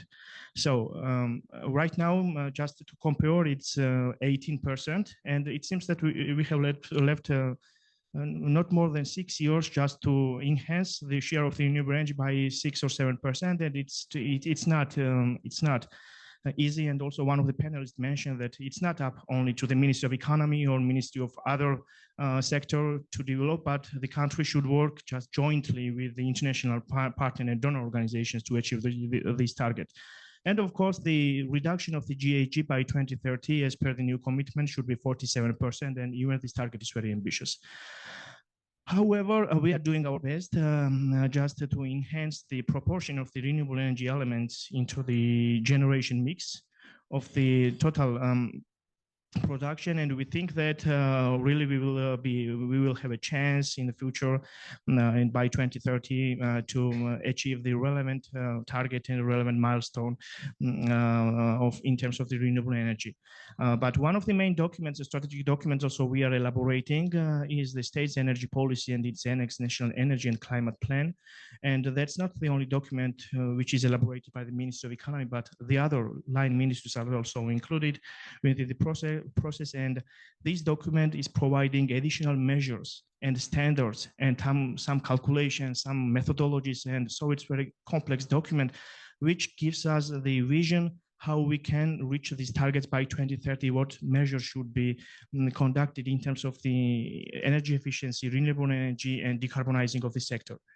Yeah, I have gone on long enough, I think. However, yeah, but that's the agenda we are involved in. And just in case of any interest, I can provide additional details, of course, by the end of the panel. Yeah, I'll give you a microphone. Thank you. I did have one additional short question to you. Since you have these ambitious plans to scale up renewable energy, do you think, are you thinking like other countries of starting to manufacture part of the components in country? Thank you for this question. Of course, I was mostly oriented on my country, so the progress we had and so how we saw the prospects. Of course, we are close to cooperating with our regional partners as well, like Azerbaijan, and so we are even just developing the project which is called the Black Sea Submarine Cable Project. The idea of which is that we are going to just transpose electricity via Black Sea to Romania, just to take the electricity to the Europe.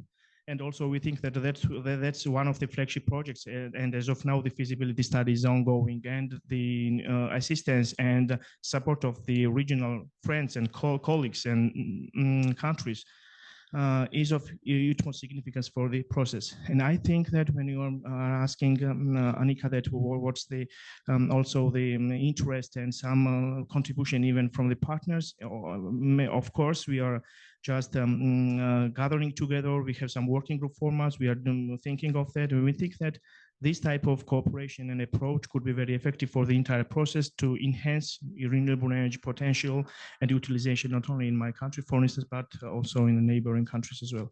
I'm not sure whether I have made myself clear and answered your question, but so maybe that was the main question you asked. Yeah, thank you.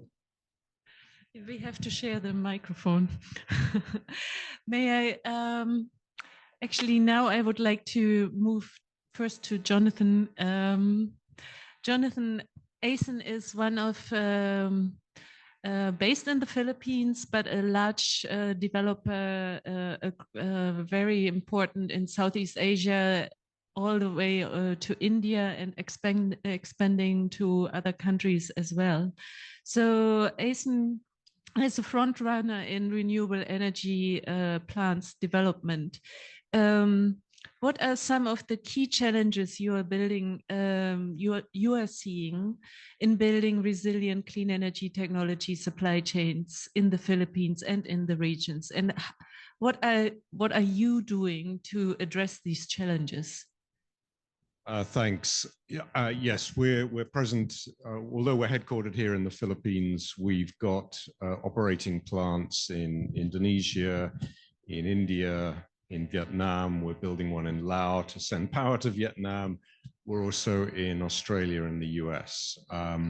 But South Asia Pacific, if you like, is our remit. And we started very much here in the Philippines, and then to Indonesia, and then to Vietnam. So Southeast Asia has been our focus for a long time, although the company is still relatively young. I mean, frankly, when it comes to supply chains, obviously as a customer, the things that we are primarily looking for ultimately, just like any customer in almost any business, is we are looking for competitive prices, but we're also looking for choice, to be honest with you, where we can find it.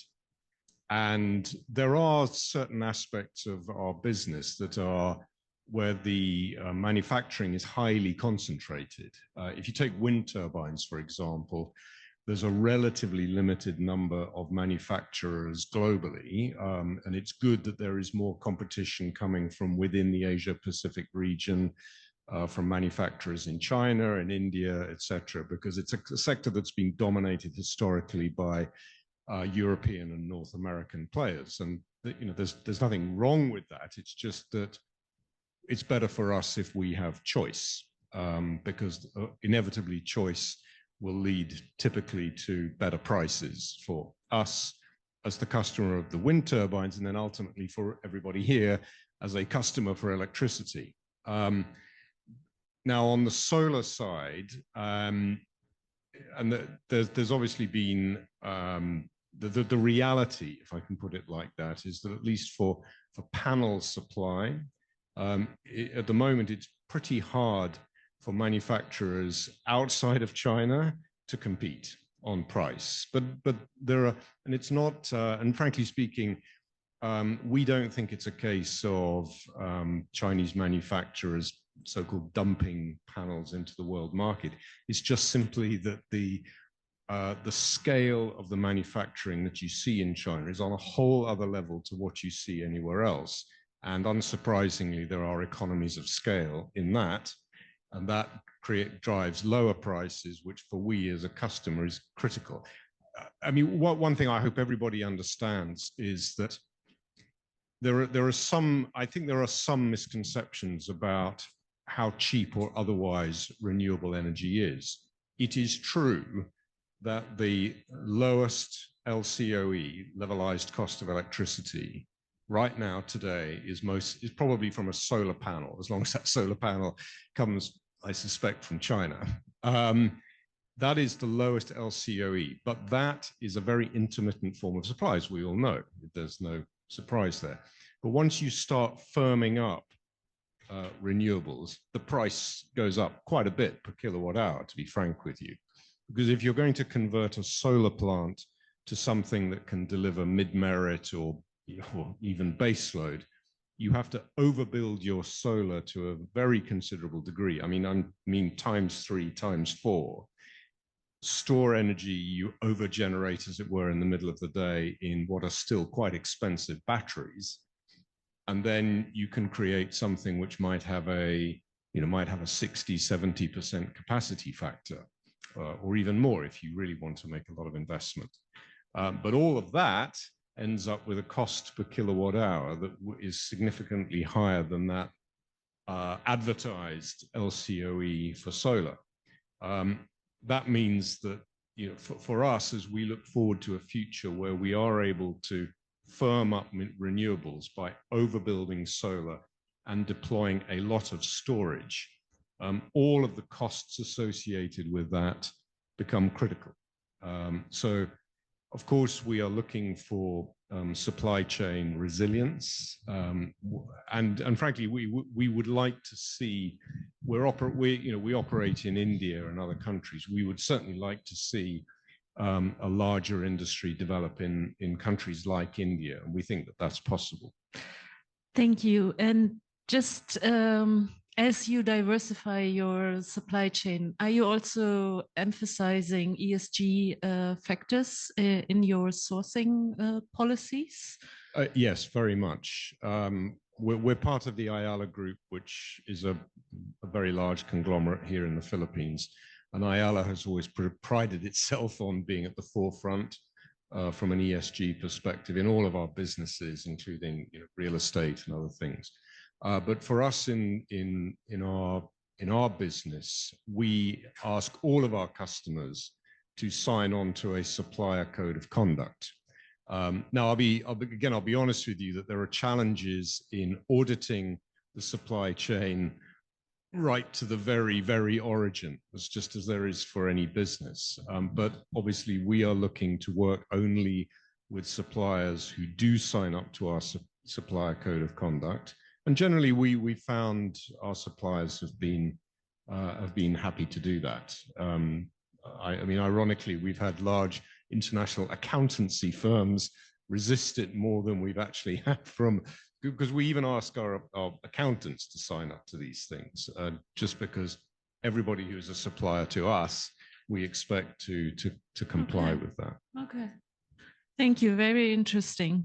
Actually, with this, I turn to you, Ashton, because your firm, TDI Sustainability, recently published a very interesting report on material change for renewable energy, where you are looking at sustainable sourcing and ESG risks in the supply chain. Can you maybe share your key findings, your 3 key findings regarding manufacturers' needs to enhance the due diligence, and what are the consequences from the new regulations in Europe for the supply chain, even in Asia? Great, thanks very much, Annika. So we've heard many times at the sessions today, and congratulations, ADB. They really have been quite superb, the gatherings you managed to put together here, that we are exiting the hydrocarbon era, which means that we are entering into a new minerals age. So the future of clean energy is in minerals and metals. And as we've heard, we're going to need a lot of these, some additional 3 billion tons of minerals and metals if we're going to get anywhere near the supply we need for the new technology to get anywhere to maintaining the temperature rise by kind of 2%. So the big question is, where are we going to get these minerals and metals from, and does it actually matter where we get these minerals and metals from? And of course, as we all know, the idea that somehow the circular economy is going to come and save us is really faith over fact, because it doesn't do anything to dent the supply-demand equilibrium. And if you have a battery that lasts for 8 to 11 years, then you've got another 5 years for storage after that. So you're looking at 15 plus years before that even comes into the input.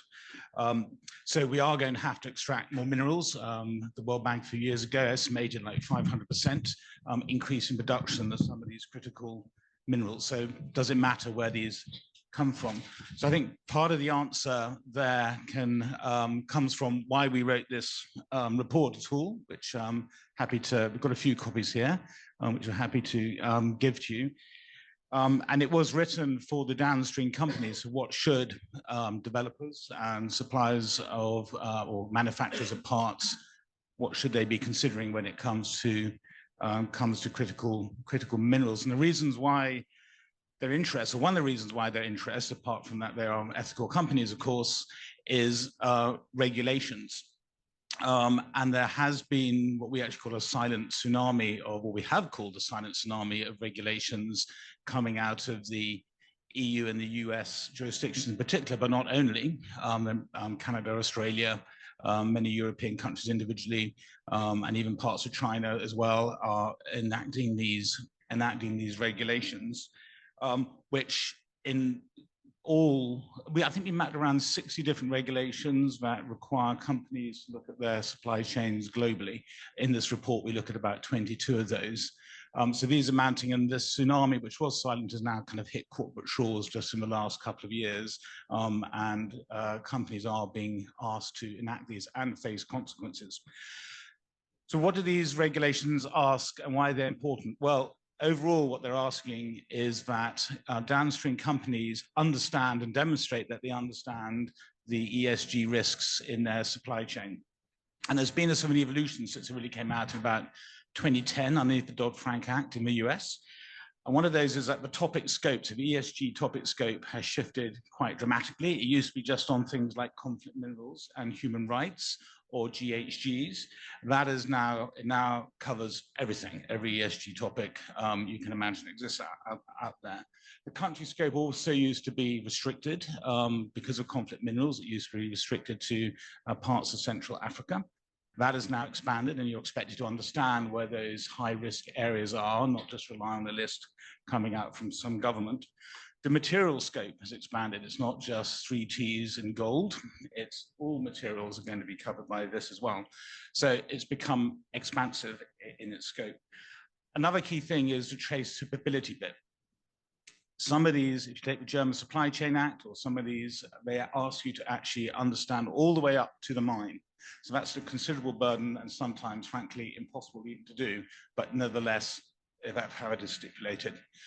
A big shift of why it matters is because these are going from due diligence, so just gathering information and demonstrating that you understand about your supply chain, to actually putting the burden of proof on the developer, on the parts manufacturer, to show that they are sourcing from a place that is deemed okay by that jurisdictional covenants. And if they're not, then they are warehoused. So it's actually becoming an impediment to actually kind of importing. So I think that's why. So what are the key findings? Well, here's some of the key findings. One is, I guess, a kind of a warning is, beware ESG myopia. This isn't the risks in your supply chain. ESG risks in your supply chain are not just greenhouse gases and carbon, and they're not just child labor or forced labor. They cover vast many things. We have looked at about 20 of these aspects, which appear in regulations and industry standards. And although you might, what I've noticed in some of the presentations today is when they talk about critical minerals and the reputation and compliance risks of mining, they highlight a few, GHGs being one of them. But in fact, relatively in terms of reputation risks, they're probably more of a moderate risk because they're better known. But the ones which come up, which are kind of most common and the strongest to do with ESG risks, are kind of pollution, community, country governance, and biodiversity, which in some sense are the more difficult ones, especially to do with people, because people tend to talk back. And so you've got to be able to manage those. So yeah, we've got to now start looking at more topics which might have less familiarity, especially in the downstream companies. One of those which came up in the last panel, just quickly, was artisanal mining or the informal sector. So this has been given a special category all by itself, that the whole sector has been deemed a risk by some institutions, which we would actually kind of push back a little bit. Just because it's small doesn't mean it's bad. But the point I'd like to make about that is that small-scale mining employs a vast amount more people than does large-scale mining. And so one of the key things we've got to think about, and doesn't really appear in ESG standards, is that benefit sharing piece, because it's difficult to measure, and it's really a function of governance. So we need to be thinking about how we're going to capture value of critical mineral development locally, including artisanal mining. Another one we just heard about is supply chain resiliency. This comes out extremely strongly. We now have, this confluence of problems where you have high concentration of mineral endowments in some cases, and that can be in areas of poor governance. And then you have geopolitics thrown on top of that, which means that you're going to have fewer choices, which hopefully means that we're going to kind of have to push towards a greater cooperation and partnership. And then finally, one of the findings of the paper is looking at these standards and certifications, the control mechanisms for mitigating these ESG risks. There are actually quite a number of standards out there, and we put about a dozen in there which can apply to these mineral supply chains. You're absolutely right that some of these don't yet certify all the way up the chain. We're actually working on one called Solar Stewardship Initiative, which is attempting to have a chain of custody as well as a good practice guide as well. But in some respects, it's not so much setting the standard, it's actually transferring the capacity to implement the best practices that they require, and also the ability for governments and jurisdictions to monitor performance. So those are some of the findings and reflections of the report. Thank you very much, Ashton. And I think with this, I can turn to Rishabh, who equally has recently with his team conducted an extremely interesting study on some of the challenges in clean energy technology manufacturing in some of the key clean energy technologies in India, what Indian manufacturers are facing. And Rishabh, maybe you could share a little bit what specific policy measures and measures for manufacturers CEW recommended in this study to actually foster manufacturing to reach the ambition of the Indian government. Thank you, Anika. Hi, everyone. I'm Rishabh, and I represent an organization called Council on Energy, Environment and Water. We are a policy think tank based in Delhi. Thanks to Anika and the whole team at ADB, we got to work on a very interesting piece, specifically on how can India build competitiveness in the clean energy manufacturing ecosystem. But before I go there, I'll also give some context on what may be happening in India right now and where we are in terms of some of the numbers. In terms of installed capacity, I would say the country aims to install around 500 gigawatts of non-fossil capacity by 2030. That's our NDC target. We have already installed over 80 gigawatts of solar, over 40 gigawatts of wind. And of course, there's bio, nuclear, many other sources that India has been installing. Seeing a huge market that exists and that will continue to grow, the government specifically during COVID said that there's a possible opportunity, and there's a definitive, not a possible, definitive opportunity to see if the economic or maybe more jobs can be created and some of these parts of the value chain can be brought to India. And then there was a host of schemes that the government implemented. Some of them, maybe you've heard, are called production linked incentive schemes across sectors, solar and batteries being a few of them. So within solar, the government allocated around $3 billion to support domestic manufacturing, up to 90% indigenization.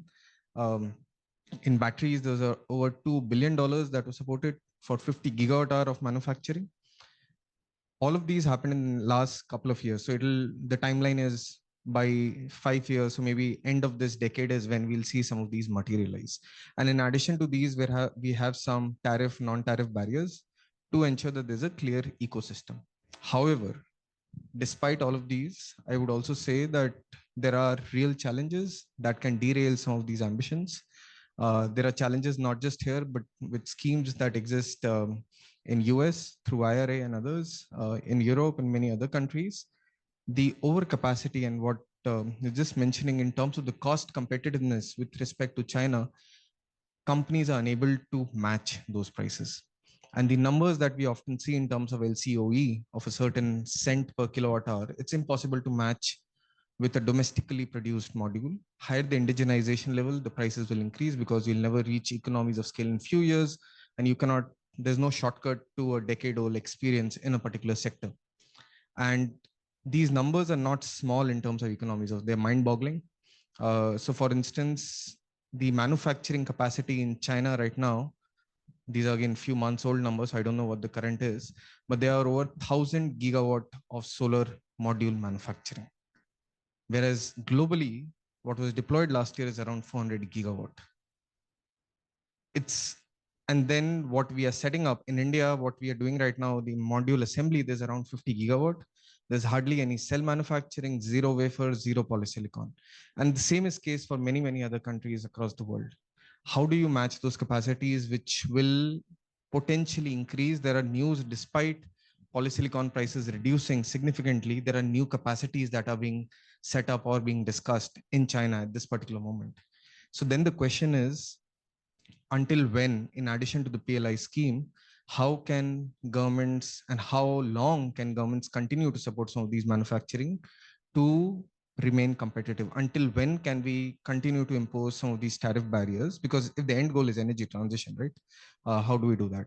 So few things that we've been recommending, given that we've already allocated, there are plans already companies are in the process of implementing, is focus on areas where you may already be competitive.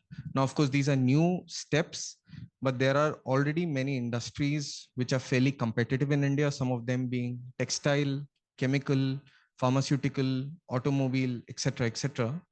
If we can see that what are those steps, components that are being manufactured there, can the learnings from those can be brought to clean energy manufacturing, either in batteries, solar modules, etc. Starting there would provide an easy entry point into the clean energy manufacturing and to ensure that some of these are competitive, sustainable in the long term. Secondly, we've been hearing, and we mostly talk about some of the common technologies like crystalline solar modules, lithium-ion batteries, even the wind turbines that use magnets and based on rare earth metals. But there is enough R&D across the world on the alternatives of some of these technologies, which may potentially get commercialized in early 2030s. So sodium-ion batteries, again, thin film modules based out of US and perovskites, etc., etc. What is the strategic R&D that countries, and specifically maybe in India, can we invest in, so that maybe if this bus is difficult to remain competitive, can we catch the next technology wave? And this is where I think the role of international collaboration become very, very important, because again, most of the countries that we keep hearing, and some of them have the technology, willpower, etc. We can again reduce the learning time by working on these together. The third, I would say, is all of these technologies, given that they're fairly in the nascent stage in India and manufacturing, as we develop, there's also a need for a lot of testing infra and a couple of other similar like upskilling, etc. How can some of these topics which are less understood, which will take time to set up, can already work in parallel, so that once some of these modules, new technologies are being manufactured, we also have the necessary facilities to test and verify some of these, the performance, etc. Because these were one of the major roadblocks also in India itself. So I'll stop here for now. Thank you. Just one very quick follow-up question. How do these manufacturers build up their ESG capacity and follow and ensure that they can comply with the tsunami of ESG requirements coming out of their potential export markets? If you can say it in a nutshell, that would be appreciated. To be fair, we have not necessarily looked into the ESG aspect specifically on manufacturing. One of the key things that we have at least seen for the steps where India right now manufactures or assembles, those are fairly simple and do not necessarily require a lot of viewing from the ESG lens. However, there are many companies that export solar modules to US and Europe. There are more concerns on the traceability and of course some ESG. So some of these companies have figured out what works for the ESG standards, and they have been very careful in where some of the materials are coming in terms of sourcing. So those are very clear in terms of what region, in what country, etc., should not be there in the whole value chain. So they have to certify from an independent auditor. So, but at the end of the day, I would say these are like module assembly, at max cell manufacturing, which are again not steps that require a lot of ESG compliance, because the other steps that may be happening will be happening outside the country at this particular moment. Thank you. Now, Wei Huang, the AIIB has a vast experience in financing clean energy technology manufacturing. What are the key risks associated with the investments, and what approaches does AIIB employ to mitigate these risks? Additionally, given these risks, is AIIB only looking at debt financing, or are you also providing equity financing? Thank you for the question. So maybe first of all, for those who are not familiar with AIIB, we are Asian Infrastructure Investment Bank, a fellow MDB of ADB and World Bank, looking at the Asia region, but we also have some members in Latin America and Africa. And as our name implies, we are focusing on infrastructure investment, and then we think the manufacturing of supply chain is a critical underpinning of infrastructure. Therefore, we have been looking at projects in these areas. I wouldn't say we have a vast experiences, but we've done a few projects in the past few years. If I were to summarize them into two main focuses, the first one would be to support our members develop their local supply chain and expand it so that they could capture the economic opportunities presented by the energy transition. And this will, in turn, create a further impetus for their energy transition. So just a couple of months ago, we extended a 30 million loan to a Turkish company called Smart Solar, one of the top tier solar manufacturers in Turkey. And that's to support their CapEx investments into module manufacturing, but also to go upstream to manufacturing cell for solars. And there are other projects under discussion, not just on solar, but also battery components of battery, EVs, and also electrolyzers for hydrogen particularly across India and Southeast Asia. So for this focus, I think one of the biggest challenges that we've had with our projects discussions is the intense competition in the market, particularly if we are considering some of the less sophisticated part of the supply chain, like modules or electrolyzers. They are, the barrier to entry is not very high. In the case of Turkey, we have like 15 companies occupying 85% of the module market. So that's a lot of companies, so we have to do a lot of due diligence in terms of working with the top tier companies that are producing the high quality products. So that's a key risk mitigant that we need to have. And also we take comfort in working with Smart Solar because they have an integrated business model where they do not just produce modules, but also have EPC business, and they are venturing into cell. so that they will have a much more integrated model, and which provides additional financial buffer in their sort of profit margin. So that's for this line of focus. And the other focus I think is also very important is to support technology development in the supply chain. And here is where we do more equity than loans. Of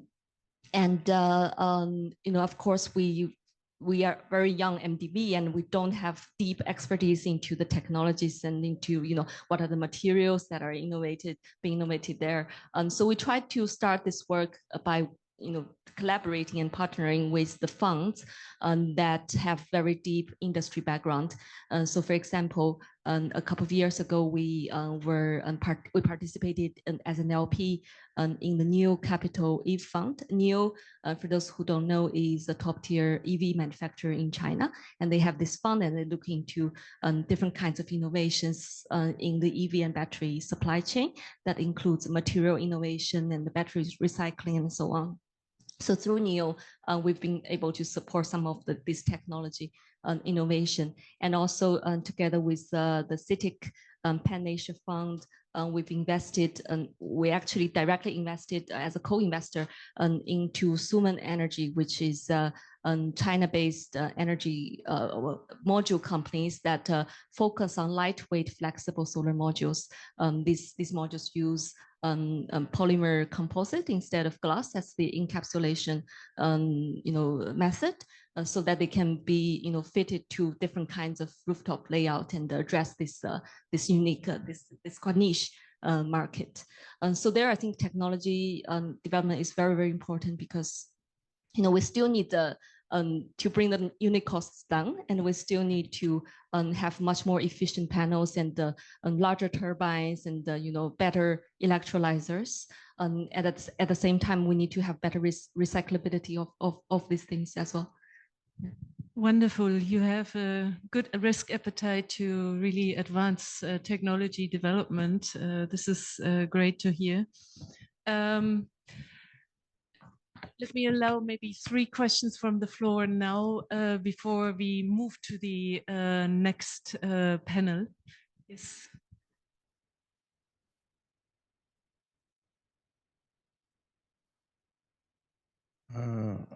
Distinguished ladies and gentlemen, my name is Herbert Lubis from Indonesia. And my question is, if we want to triple the penetration of renewable energy, I think the key word is lithium is the cornerstone of energy transition program, meaning that when we talk about critical mineral, we are interested to know that the price we have to make the battery from dirt, something that cheap and available in the country. And long time ago, we never discussed about this variable renewable energy. But today, if you don't have battery, the sun shines yesterday will not be useful today.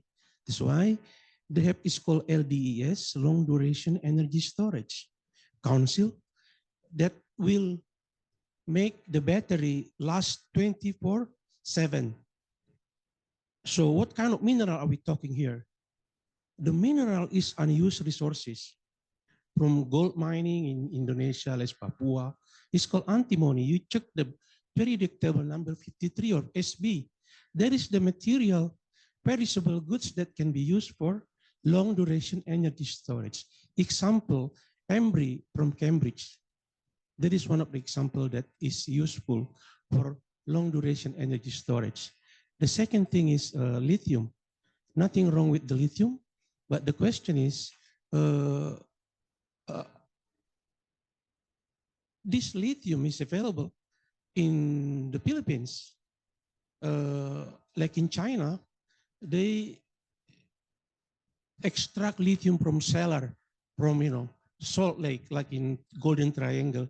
My question is, why don't we invest, to do the direct lithium extraction or use unused resources like antimony for the battery so that we can penetrate renewable energy faster 3 times. And then last but not least, this battery storage currently is still expensive. So the other alternative is to use pump energy storage. Let's say, for instance, in Indonesia, island of Sumatra, we have plenty of hydropower, meaning that we can use pump storage, because when you have pump storage, you multiply the solar farm 1 or twice. Let's say 1,000 becoming twice, because this is 24/7, and then it become base load 24/7. The question is, the key point is, the material for battery must be cheap and dirt. Secondly, available in your home country. Thank you. Thank you. This is noted. Would you like to respond?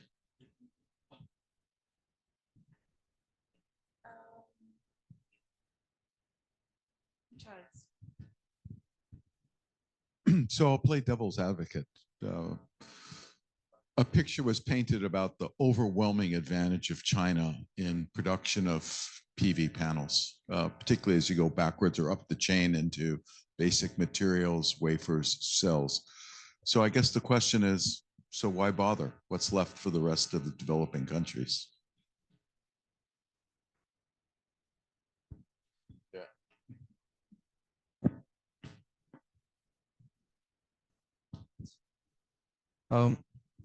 Exactly. I think the point that needs to be answered.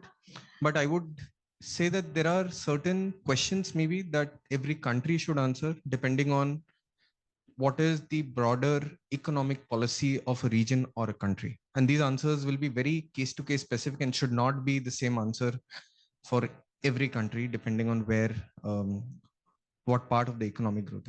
And before I try to answer this question, I'll say that because of the lack of understanding on how should you increase the domestic value chain, what we are seeing is a slew of measures which are, as you said, I think one of the colleagues, faith over fact, where we think that just by closing the borders, we'll be able to develop the domestic manufacturing ecosystem. We are seeing this in resource-rich countries across the world, across the continents, from Latin America to Africa to Asia, to developed world and large market centers, China, India, Europe, US, which the argument is that we are the large demand centers, so maybe I should add more value. And then we also heard the presentation in the previous panel that there's a vulnerability of high dependence on any product. And of course, urea was being discussed to China. So depending on where and what is the purpose, and before I also try to answer, I would want to also say that many countries, and we often use these terms like vulnerability, resilience, strengthening, etc., but we don't know that what is the actual metric when we say that, okay, now my supply chain is resilient. Now my supply chain will not matter what China does tomorrow, any other country does tomorrow. And because we don't know that, we don't actually know that what is the exact goal that we are trying to achieve. Is it 100% indigenization? Is it with your friendly countries, but do you know that those countries will remain friendly in 30 years, 40 years from now? We never know. So I would say that it'll be a mix. And one of the key indicators could be something else, where is the focus on energy security? Say, for instance, is the focus on energy access? Is the focus on domestic jobs? So in India, I would say the focus is more on creating domestic jobs because of the population that we have. And there is a clear need that as we have like 140 crore people, right? 1.4 billion people. Most of them are very young. So we would need them to come to the workforce. And there's a clear need. And that's why I think it's important for India to focus on new generation technologies, given that we know that there's a clear market both in India and outside. But for countries that are, say, smaller, where the industry, say I'm talking about mining, where the mining is already matured, it may not make sense for them to indigenize a particular technology value chain, because to indigenize, you'll never be able to reach economies of scale to compete with any other country, including China, US in the long term. And until when would that country be ready to make a conscious decision that will continue to bankroll those manufacturing projects? In 5 years, 7 years, yes, but there are other competing priorities, including basic infrastructure. So I think these are conscious decisions that countries need to make. And eventually, I think subsidy, there should be a sunset clause. Without that, it's forever, which does not serve anyone's purpose. So again, I don't know if I answered, but these are important questions and very specific to every country. Thank you. Well, I think we have to move on. I think it's a fascinating topic again, and I think we could spend the rest of this deep dive workshop talking about it, but we have some additional topic. We would like to discuss with you how ADB can support and work with its partners to develop inclusive, resilient and responsible supply chain. So I would like to thank you very much, and I would like to invite the audience to give the panelists a warm applause. Thank you very much for sharing your valuable insights.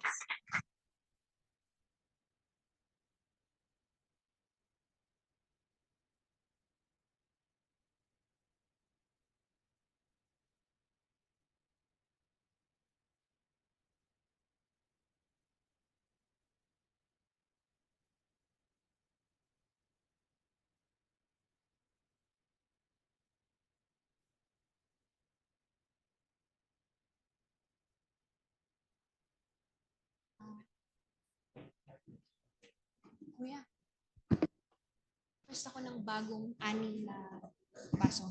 O kuya, paano? Patanggal ako ng mga nagamit bagong. Well, now we proceed to the third panel session of the day and the last.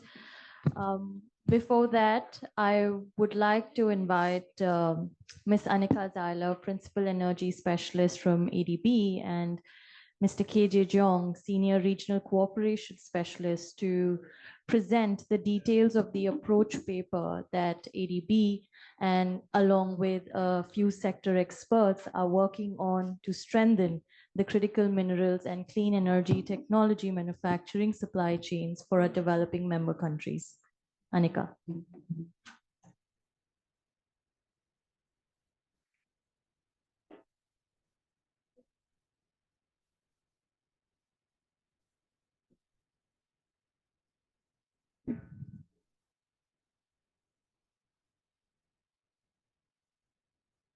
So just a heads up, we are not presenting the entire content of the approach paper. What we will show now is more of a reminder, maybe also for those who couldn't attend the webinar.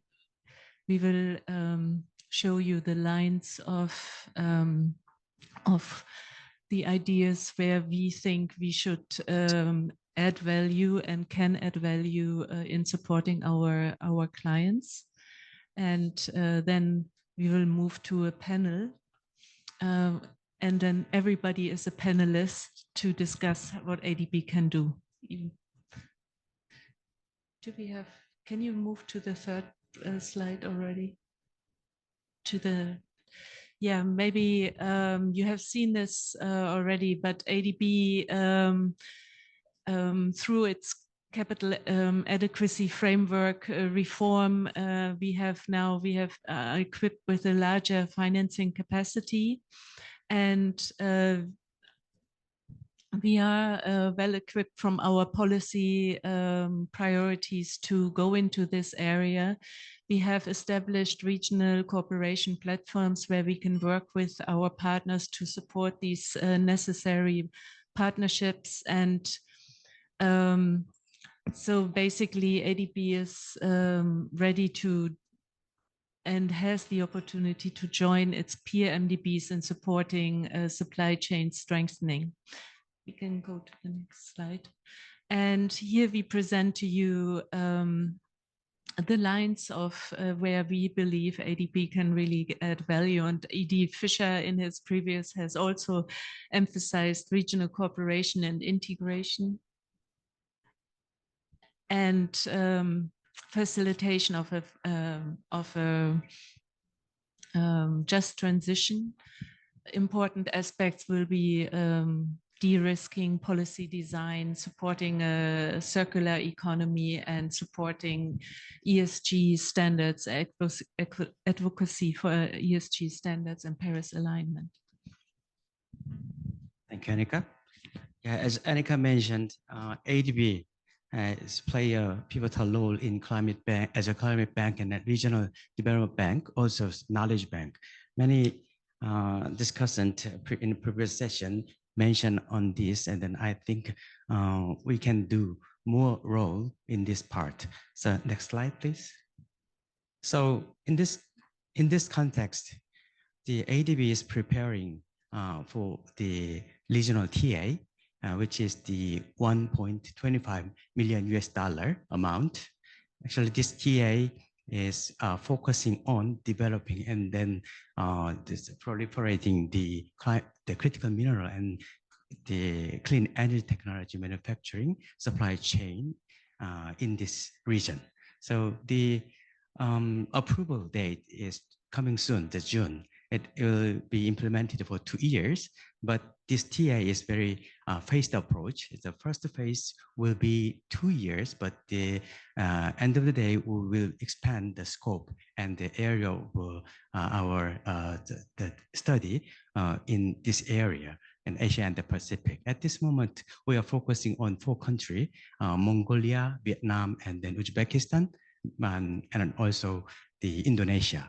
But in India also shows some interest their engagement in this TA, and many correct Central West countries show their interest. In the end of the day, we will include those countries as our client, and then develop the many knowledge works, including ESG standard and also capacity building in that area, based on our regional platform like GMS and then SASEC and CAREC. You can approach papers also included in our regional TA, and the many scoping study included, and also the economic corridor development will be the focal to produce a very fruitful result in output 2. That's all. Thank you. We just have a few topics you might want to raise, but let's invite the panel to come to the stage, and then yes, thank you. I think I may introduce Pradeep Tarakan. He is the director of the Energy Transition Team leading this work, and he will have will be joined by a few panelists. Over to you. Thanks, Annika. Just a couple of reflections. Firstly, fantastic discussions. It's been a wonderful afternoon of really, a wonderful bunch of experts beginning to sort of raise a lot of questions and sort of giving us a good context of where things are at, and really laying the field for the challenges that ADB is faced with. So I want to thank Annika and KJ and the other colleagues and teammates who sort of put this whole event together, or the deep dive as we're calling it, which started off with the webinar and then has gone on to this. The second issue I wanted to mention is that this is the last panel of the day, and it's we've scheduled it for about 40 minutes. And there's going to be a reception and cocktail right after this. So I'm going to ask security to lock the door so nobody leaves early. Just kidding, just kidding. We don't, we believe in free and prior informed consent. So we are not locking any doors. But the next panel, keeping in line with the quality of the discussions we've had so far, will be very interesting, and I'm sure you'll have no trouble staying back. So let me invite the panelists on board. Back onto the stage, Mr. Kohinoor Shukurjanov from Uzbekistan, whom you heard before. Welcome. And Peter Warren from UNIDO. Is he here? There you go. We've got Ms. Mia Hong from WRI China.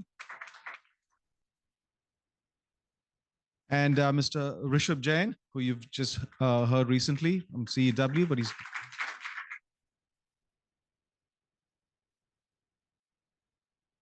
so if I could maybe first turn to our civil society, or if I'm calling you think tanks or civil society, guests on stage. Let me start with WRI China. Mia Hong, thanks for being here. Really quickly, I think China PRC has been a lot in the discussions this afternoon. It's clearly got a very aspirational role as a dominant player in the processing area of minerals and in the manufacturing space. And it's an interesting situation where it's not a resource-rich country relative to the demand and its production capabilities, but it's just managed to reach that stage. So if you could just very quickly take us through a historical context, how did PRC get to this stage? What are the drivers that led it to be sort of the dominant player in the market today? Thank you, Pradeep, and so pleased. And actually, as a think tank based in China, and we worked with a local think tank, and we, as a personal experience, I mean, I really saw the whole change, even from 20 years ago. I mean, at that time, like solar PV is a quite limited and a very limited capacity. Technology is so early, and I think the government really want to have some new industry, created. So that's really the basic thing. And at that time, the many manufacturers of solar PV, actually they are private companies. They most of the founders of the companies, I mean, came from China, from the European or the American, anyway, so West countries, and they just established an investment company in China, and just produce some equipment and export to the Western market. And since at that time, the Western market has a very good policy to incentive the solar PV implementation and the installation there. So the tariff is good, but I mean, since the policy is changed, so they cannot even export. So in this case, otherwise the plants will be closed. The people will lose the job. So in this case, the local company, local government, they just create that market for those plants to continue. So that's really the original story, And meanwhile, well, the Chinese government realize is really the new industry. So they just set up the planning, set up the targets for this market. That means originally the products, both for the outside market and inside domestic market. So that's really the solar PV come from. And after that, the government, of course, in the very beginning, the cost is really high. So the government provides subsidies, actually, even from the concession, from the feed-in tariff, and then phase out the subsidies. So that's really have the market, to drive this, capability of the manufacturers. And then in the beginning, have the subsidies, and then, I mean, dramatically reduce that. So that's the application really increased, cost really down. So that's really the history of solar PV. And I also want to mention another very interesting story, like really the Chinese government, they want to attract more manufacturing capacity investment in their region or in their provinces. For example, they just want to have the manufacturing capacity and application at the same time. For example, EV in China, like Shenzhen, is a BRD locale, right? And also some other provinces, they just attract that company, locate in the province. They also have a policy, like the transportation, like the taxi, to be EV. So like the 600, I remember 6,000 at that time, so in the one city, will be electrified vehicles. So that's together, attract manufacturer and also application targets and say, program, they call it a program together to just, drive that kind of a manufacturer. So it's really we call it administrative and also the market. So that's the two ways. I think it's quite practical. Mm-hmm. Thank you, Mia Hong. I think that was a really quick and really insightful analysis of how PRC has driven its manufacturing capacity. So now I understand WRI China is undertaking some analysis, looking at how China's PRC is now expanding bilateral relationships with countries across Southeast Asia to expand its access. So maybe if you want to talk about some of that recent work that you've done around nickel mining. Thank you.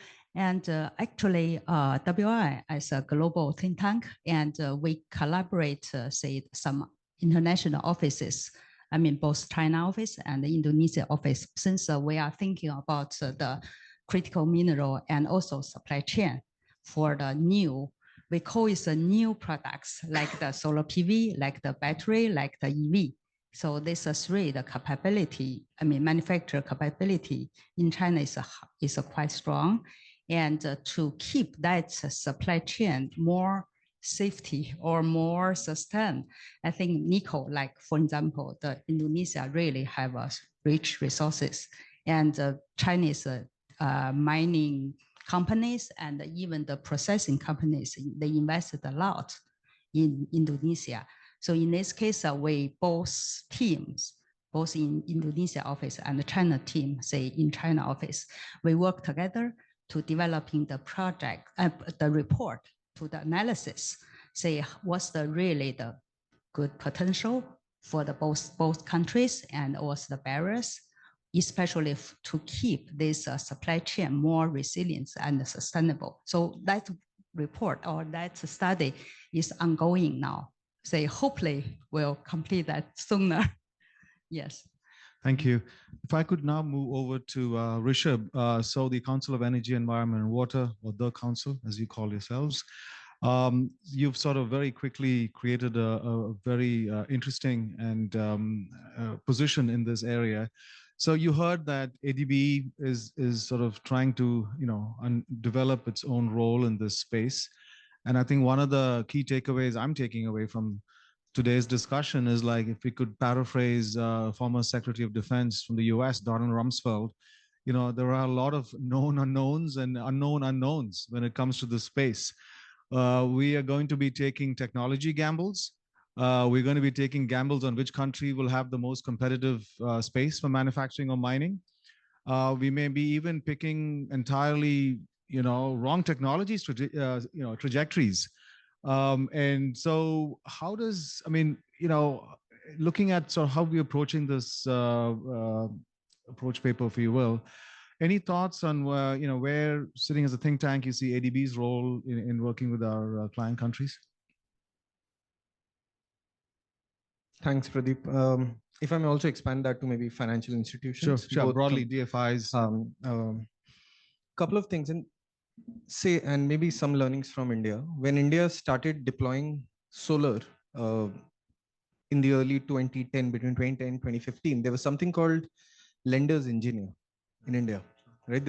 Now there are none, but these people were responsible to educate the banks, like how does a solar technology work? Will it work for 25 years, et cetera, because most of the project was, as in a large part would be 70-80% debt, right?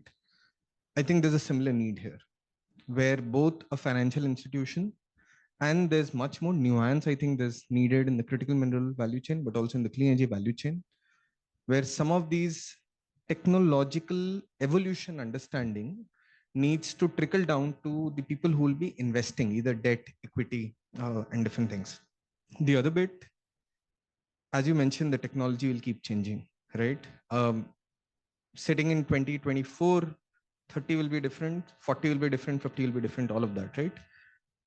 At the same time, the mines that will be set up or will be set up, they'll take 8 to 10 years. So by the time new mines come up, it's possible that cobalt requirement may remain what it is today. It's possible, right? Or may, because I say there are examples where Apple is saying that we'll only use cobalt recycled content. There are now technologies, battery being very much commercialized right now that are trying to reduce cobalt as much as possible, right? We were 622 in NMC batteries, then 811, and then there's further reduction. If it's business as usual, of course, it will increase many more times that IEA and many other organizations are predicting. But we have seen how many of these predictions have not necessarily seen the light of the day, right? So I think any strategy that is very much linked to some of these indicators would be wrong and will lead to potential failure. So there's a clear need even within financial institution that how do every 2 years, 3 years, depending on how things are moving, we reshape some of these strategies. So it should never be that, can I predict 2040? Can I predict 2050, etc.? Because there's no way and we'll always be wrong. So I would say in terms of the technology, if there's a possibility, so maybe there are two things I would say. One is invest in something where the projects can see the light of the day immediately. So you know there's a certainty. But in the other places where there's uncertainty, there's a requirement of patient capital, very much, especially in some of these places. So if there can be a mix, you hedge your risks and say that, okay, I'm investing with the potential risk. And you can, and it's very difficult to quantify that maybe this mineral may not be able to match the price of the mineral, and which may then mean that the mineral mining itself may not be commercially viable. And the prices of lithium have reduced significantly. And there are many minerals, many mines, it does not make sense to mine them, right, at this particular moment. And now we are seeing, because there's not a lot of exploration of minerals that happened in the past, we don't necessarily know where lithium would exist. But now we are seeing huge deposits of lithium in America, huge deposits of lithium in Europe, in India, many other countries, right? So if there are new technologies like DLE, direct lithium extraction, which a Chinese company, CATL, is now potentially piloting and deploying in Bolivia, which is the largest lithium resource, limited reserves, that itself means there's a new market potential, right? And then, of course, CATL is also planning to manufacture those batteries there because of certain impurities. So again, when more supply goes in, the prices will, of course, taper down, what we're seeing in many other technologies. So there are multiple possibilities of uncertainty, just that the strategy should be nimble enough and should be aware that, okay, these are possible levers and not be surprised later. It's okay, we invested, maybe it's not throwing enough returns now, but maybe later. So maybe you make money in some other cases, but it's very important. Without money, I would say, we'll never see development of the supply chain. So it's very much required. The other bit that I briefly touched upon is the requirement of collaboration between countries, specifically in countries where some of these steps, some of these sectors are fairly nascent. So, and that's where I think organizations like ADB can play a very important role in educating some of the policymakers, specifically the financial institutions, that what is and how you can work with them and how can some of these countries come together to support some of these projects. So I think in terms of training, educating, capacity building of some of these folks across countries can also be a very important role. Thanks, Rishabh. So what I'm hearing is definitely have an approach that's nimble and provide a range of services. We obviously need, long-term debt when there are clear economic viabilities in the near term, and then provide patient capital or even risk capital when we are trying to sort of make some bets on early technologies. And the good thing is ADB is well positioned to do things at both ends of that spectrum. I mean, we do have in-house a venture arm which can do some of that. We also invest in funds as an LP, and we obviously provide long-term debt and equity as well. So it seems to me that we have the tools. It's about getting our head around a whole new sector, new risks, and then bringing in a lot of expertise to bear on the decisions, right? Easy. Thank you, Rishabh. So if I could now move to UNIDO, Peter. So UNIDO, a fellow development agency, you've got, I think, a few years of work in the space already, and I understand you're setting up a new facility. So perhaps you could tell us a little bit about that, and then reflect upon what are the areas of collaboration you would see between UNIDO and ADB. Thank you. Sure, very happy to, and just say thank you to ADB for inviting UNIDO to join this panel. It's been a fantastic discussion this afternoon, and many thanks in particular to Annika for putting on a really great sort of session, both the webinar and the two deep dive discussions that we've had this afternoon. So I work in UNIDO, that's the UN's industrial development organization based in Vienna. And UNIDO has been very active on critical minerals actually over the last sort of 3 to 4 years. I'm happy to give a bit of a flavor of that. And actually, I needed to print it up because we've done so many things. But before I talk about this new facility that you mentioned, I just wanted to just quickly cover some of the wider work that we're doing, where perhaps ADB could link up into that. So we have an alliance that was just set up about a year ago, Green and Responsible Green Minerals Alliance, and I think that might be a good avenue for ADB to come into the sort of global picture and where organizations and multilaterals are coming together and with those organizations like the World Economic Forum to try to work with governments, policy dialogues. It's more on the sort of technical assistance side of the house, but also on the project side as well. We've done some work across upstream, midstream and downstream.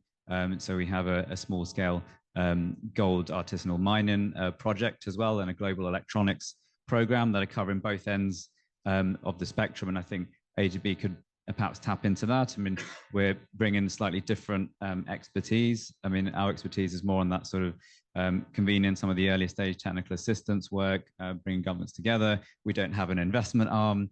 So that's where ADB could also play a role, is with those concessional loans that were talked about in the first panel discussion as well. But I did want to sort of do a plug for the midstream and downstream. So I know the first session focused a lot on mining, and there's aspirations for ADB to go into that space. But I would say that we're particularly in UNIDO focused more on the midstream and downstream. And we think there's lots of potential there. So how do you value add in countries, in developing countries in particular? So whether it's from pre-processing, processing, refining, or the end of life and looking at circular economy approaches, how we do that in practice is where we're starting to look now, which is a nice plug for this new facility, which is hoping to address some of those issues. So at the back, you might have noticed a banner, and you might have wondered why there's this random banner at the back of the room. But the UK government just funded a new $80 million facility that's ODA funded, so international development funding, also international climate finance, that's focused on pilot demonstrations. So not so much on the technical assistance side, but how do we actually build pilot demonstration projects in developing countries? And one of the core themes is critical minerals for clean energy transitions. So it's a bit of a first of a kind focus because there are some existing programs out there, like in the World Bank's Climate Smart Mine Initiative, which are a bit more on the upstream side. This is very much focused on the midstream and downstream, and at that slightly pre-commercial part of the innovation value chain. So we're talking technology readiness levels 6, 7, and where we might be able to provide a bit of grant funding, $3 to $5 million for a project that's trying to decarbonize, for example, the manufacturing of, say, nickel or cobalt, or the recycling of lithium ion from batteries, for example. So it's trying to really say, how do we demonstrate this in practice? It's all developing country focused. Of course, Asia Pacific is part of the regions. It's a global program, but of course, countries in this region. So I think where ADB can also play a role is partnering with these types of facilities where we can't actually do the big finance. This might cost $70, $80 million to do one of these manufacturing projects, but where we need to de-risk some of that with grants of, say, $3 to $5 million, and then private sector operations department of ADB coming then in with the concessional loan, is I think where ADB can join the pieces with the rest of the multilateral world. I'll pause there. There are some other things I can make, but I'll let you ask any follow-up questions. This is really helpful because I think this is an immediate area where we could potentially collaborate. The report that was mentioned earlier that CEW is completing with ADB support is really looking at some of these manufacturing supply chains in India. And I think some of the early learnings are that midstream and downstream is where I think we could move in pretty quickly. And they've also completed analysis for Indonesia. So I think let's look at more countries across the region to see if we can sort of join hands and perhaps, as you say, you bring in the early sort of support. Thank you very much. Any other thoughts on the approach paper itself that you wanted to bring up? Sure. So I think what was presented in the first panel session, I fully agree with the comments made by each of the four panelists. So, you know, the role of things like the feasibility studies and the assessments, combining that with sort of the private sector financing, which I think our colleague Kathy sort of raised as well. And then also linking that with capacity building. Actually, that's the thing that's come up the most this afternoon. Quite a lot of panelists have talked about the importance of that. But capacity building is obviously such a huge range of areas. There's the technical capacity building, there's the policy and regulatory. But on the latter side, I would say there's a lot of international initiatives now looking to standardize a lot of certifications across countries. And I think where we can sort of join up with those initiatives, particularly on the standards front, I think that's going to have a huge impact. Thank you, Peter. If I could move to one of our client countries, I think Mr. Kohinoor, your presentation on Uzbekistan was really impressive in terms of your systematic approach to expanding production capacity and then going up the value chain or going down the value chain, excuse me, in terms of manufacturing. So now you've heard about sort of ADB's ambitions in this area and interest in supporting our clients. So would be keen to hear about any reflections on what areas in particular you think would be useful for Uzbekistan. Yes, thank you. It's honored to be in the second time in the second panel session and to deliver my insight and views. So we have already an experience to working with some financial institutions like EBRD and the World Bank.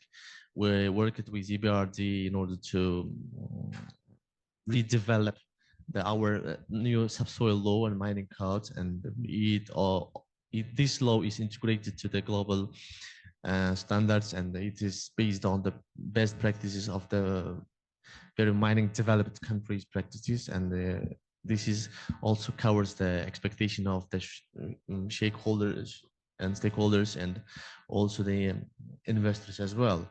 And we are also having a project with the World Bank in the three main directions, including the capacity building, and also we are working on to develop climate smart mining roadmap in order to decrease the GHG emissions by mining operation entities in Uzbekistan. And we are also one of the main important thing for the investors is to ability to access to the geological data. You know, from the statistics, we know that the success of the development of the mining sector depends on the two main factors. First one is the geological wealth, the geological ability of the minerals, and the second one is the ability of the investors and stakeholders to access to the geological data.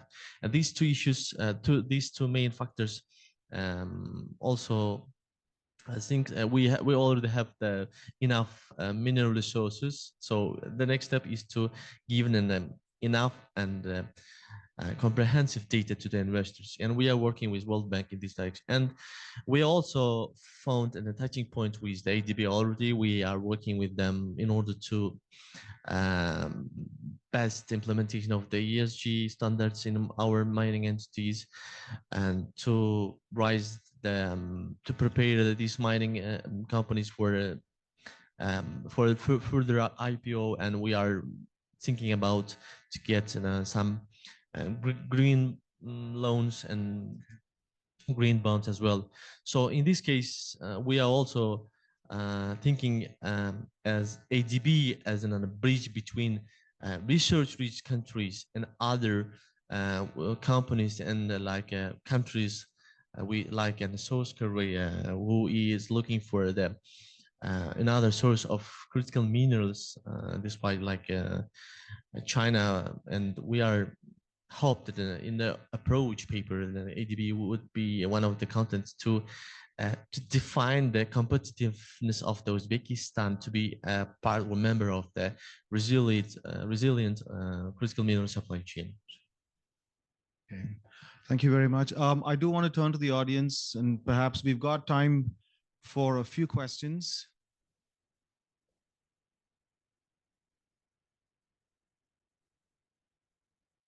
It's the end of the day, and the doors are still locked, but I think we'll get. Okay, so there you go. This is the person in the back.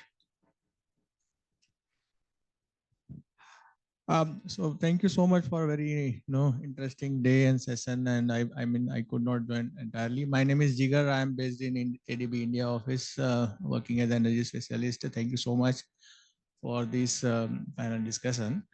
Of course, on the approach paper, Pradeep and everyone, I think is there any thought of covering some sort of I mean, of course, the critical mineral is more geographical, but is there any geopolitical, kind of a area which has been covered, like the way the other kind of approach through ISA sort of a morality or a mechanism to promote one earth, one sun, one grid? Is there any similar kind of a geopolitical approach which is being taken care in this study report as well? Okay. Let me stop. Thanks. Yeah, I think, look, as an MDB, we steer clear of geopolitics. We are serving all of our client countries. I think, and I think just as a conceptual level too, I think we need to understand the issue here is concentration. That supply is being constrained and concentrated in a few countries, and that's the economic problem that we are trying to solve. It's not about any specific country. There are lots of global networks that are being created, and I'm sure countries will pursue that, on their own terms, bilaterally and multilaterally. But I think as an MDB, we will not be touching that in the approach paper. Okay, thanks. Any other questions? The lady in the back. Hello, good afternoon. I'm Tala from the Coalition for Human Rights and Development. So I've been also listening to the panels this afternoon on mining. And I think one of the things that I didn't hear was how will the bank and the private sector and the governments are able to protect human rights of mining affected communities where these critical minerals are to be found. And also, I think there's a lack of discussion also in the same manner that and the recognition that mining operations and other extractive activities and industries clearly, drive communities away from their lands, impact their livelihoods, and also armed forces are deployed to threaten, kill these communities to take over the resources and land. So maybe just wanted to ask as well with the ADB and the AIIB also here earlier, how does it plan to adopt a rights-based approach to critical minerals in the sake of the just energy transition, adopting the UN guiding principles in business and human rights, and using its leverage over governments and private sector clients to ensure that meaningful engagement with affected communities are undertaken and that their human rights are being upheld in the just energy transition process that we are undergoing through. Thank you. Yeah, thanks for that question. I don't know, firstly, maybe I want to look around the panel if anyone wants to sort of have any inputs or interventions, and then maybe I can supplement. Can you hear me? Yeah. Just I guess the broader question is how can the international development community ensure best practices and a better deal for local communities and for the environment by engaging in this space, right? And I'm kind of rephrasing your question in a broader context so the panelists can also opine. Yep, go ahead. Just a quick response that, for example, in UNIDO, we have very, very stringent environmental and social safeguards policies in every project that we support in every thematic area, particularly when we start doing our sort of pilot demonstrations for critical minerals. This will be really, really key. And we're also actually hiring someone in the team that's going to even give an extra layer of due diligence to what we already have, just to make sure that this is properly reflected. But I also want to see if my colleague Valerie, who's there in the audience, is going to be leading our critical minerals work, if she wants to add anything as well. Putting you on the spot, sorry.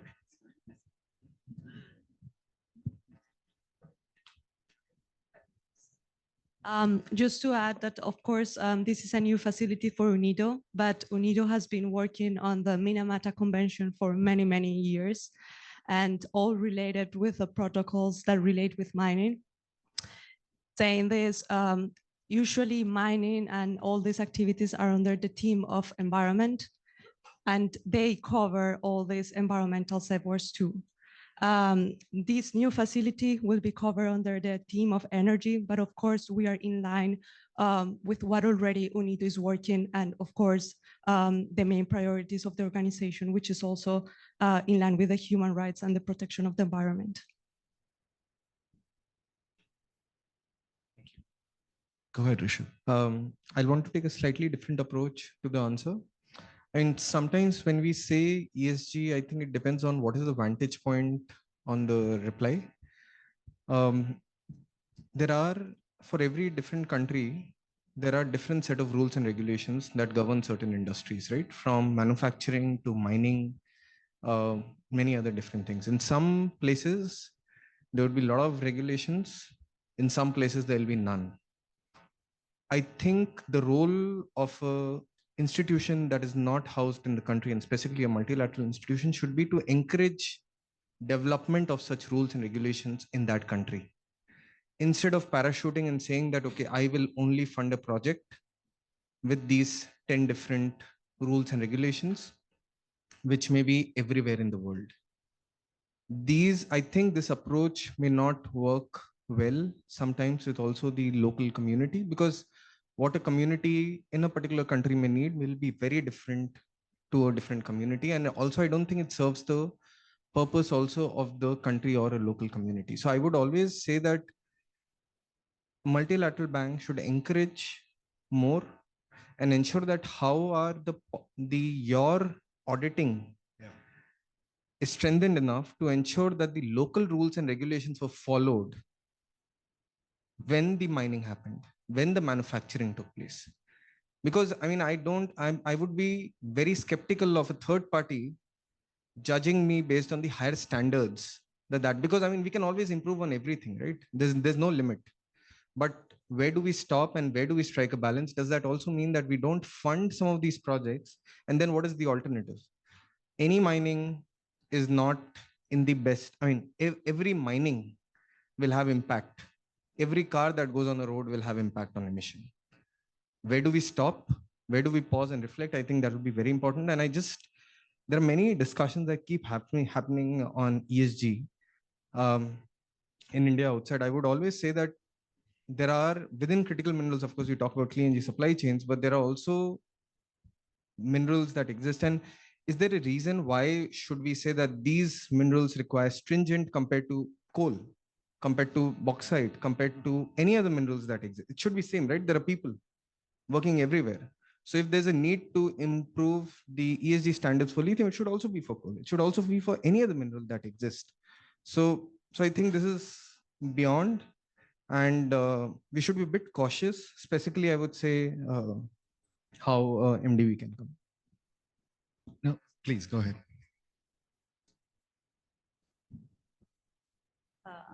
I think it's really important at the ESG now is like the consensus and say, especially from enterprises perspective, because I mean, like Chinese ones, I mean, they through some coalition or alliance or even the say association, which I mean, more of the like mining companies, for example, as a member of that members of that coalition or association.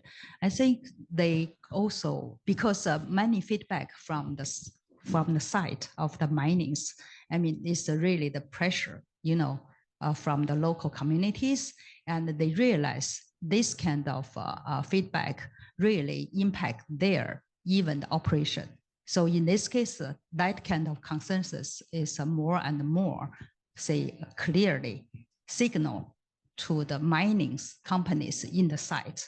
So in this case now, say like in China, we worked with one mining, they call it a mining association, mining and petrochemical export and imported say, association.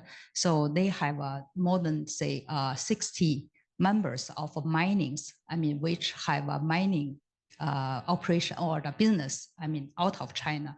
So in this case, I mean, we work with them because the site have a very strong demands and expectation from this association, say to help them to have the guideline or something like the detail, like the manual even, how really proceed the ESG, how really proceed something like the biodiversity protection, say work, because they understand that this really impact their operation and business. Say in reality way, you know, in the past it's a conceptual and now it's a really impact their business. And so that's the really strong, very, very clear requirements. So in this case, I mean, from China side, even the SOEs, they have a mandate, say information disclosure requirements on the environment. That's really strict. And in the past, every enterprises understood the CSR or the compliance. And now it's a ESG. That means covering everything. So that's, of course, is really the very early stage, you know, it's a really need all kind of support from the, even the think tank institutes and also the, government and finance parts. They all really need the capacity building. So but I think the ESG really covered that kind of, voice require, I mean, the companies already heard. So that's the next step is the action. Say what they can really be helped to do this capacity building, to have that kind of ESG or even the, like the biodiversity, or the environment protection, right? How really work from the enterprises perspective. So that's what we can do is potential, and we are doing so. And I think like the ADB and the MDBs, they also provide some capacity and also some TAs on that. I think it's, of course, other society and even the philosophies, they are really providing some support on that. I think this is quite important. Yeah. Thank you very much. I think the key takeaways is that clearly, as we heard from the earlier panel, there are new regulations and laws being put in place. There are much more expanded frameworks for evaluation and reporting, market forces, and the market is demanding for better behavior and better reporting. And countries are getting much better at enforcing their own standards. And they have, you know, and also I think from the development community and MDB standpoint, there is increased preference for adopting local systems, be it procurement, be it safeguards. And, you know, we look for alignment, we look for gaps. And if there are egregious gaps, then we try to build capacity and fill those. But there is definitely a push to not, as you said, parachute or sort of one size fits all, or sort of applying a certain external set of metrics, but then really sort of building capacity and using country systems to the extent they're appropriate. Just looking around the room for any other questions before we can, there you go.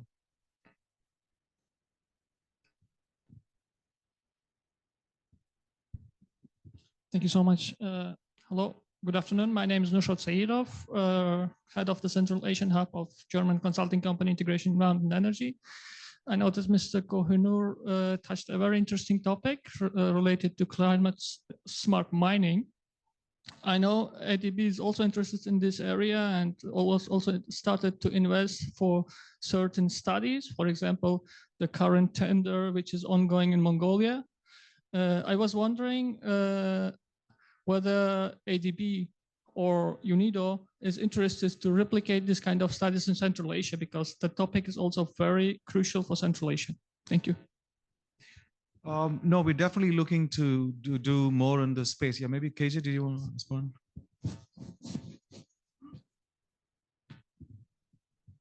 Thank you for the question. Actually, at this moment, as you mentioned, the 4 countries is included as a pilot testing, the Mongolia, Uzbekistan, and also the Vietnam and then Indonesia. But Uzbekistan, one of the countries of Central Asia, and then CAREC country, including the 10 country maybe, will be show some interest, their interest to join our regional TA. A couple of, the discussion will be carried out sooner or later, and then we will show concrete result sooner or later. And then definitely CAREC, our core client to be tackled. Thank you. Okay, I've got the screen flashing at me saying that it is truly the end of the day and the reception beckons. So if there are no further questions, I'd like to bring this panel to an end, and please join me in thanking the panelists who've been fantastic. And I want to thank my ADB colleagues who put together this event. This is just the beginning of our journey and our foray into this space. We got lots to learn, and so we look forward to engaging with all of you, civil society, private sector, government clients, think tanks, experts in the room, and advocates. And also thank yourselves for being such a good, patient audience and for contributing and being truly interactive. And with that, let me bring this to an end. Thank you very much.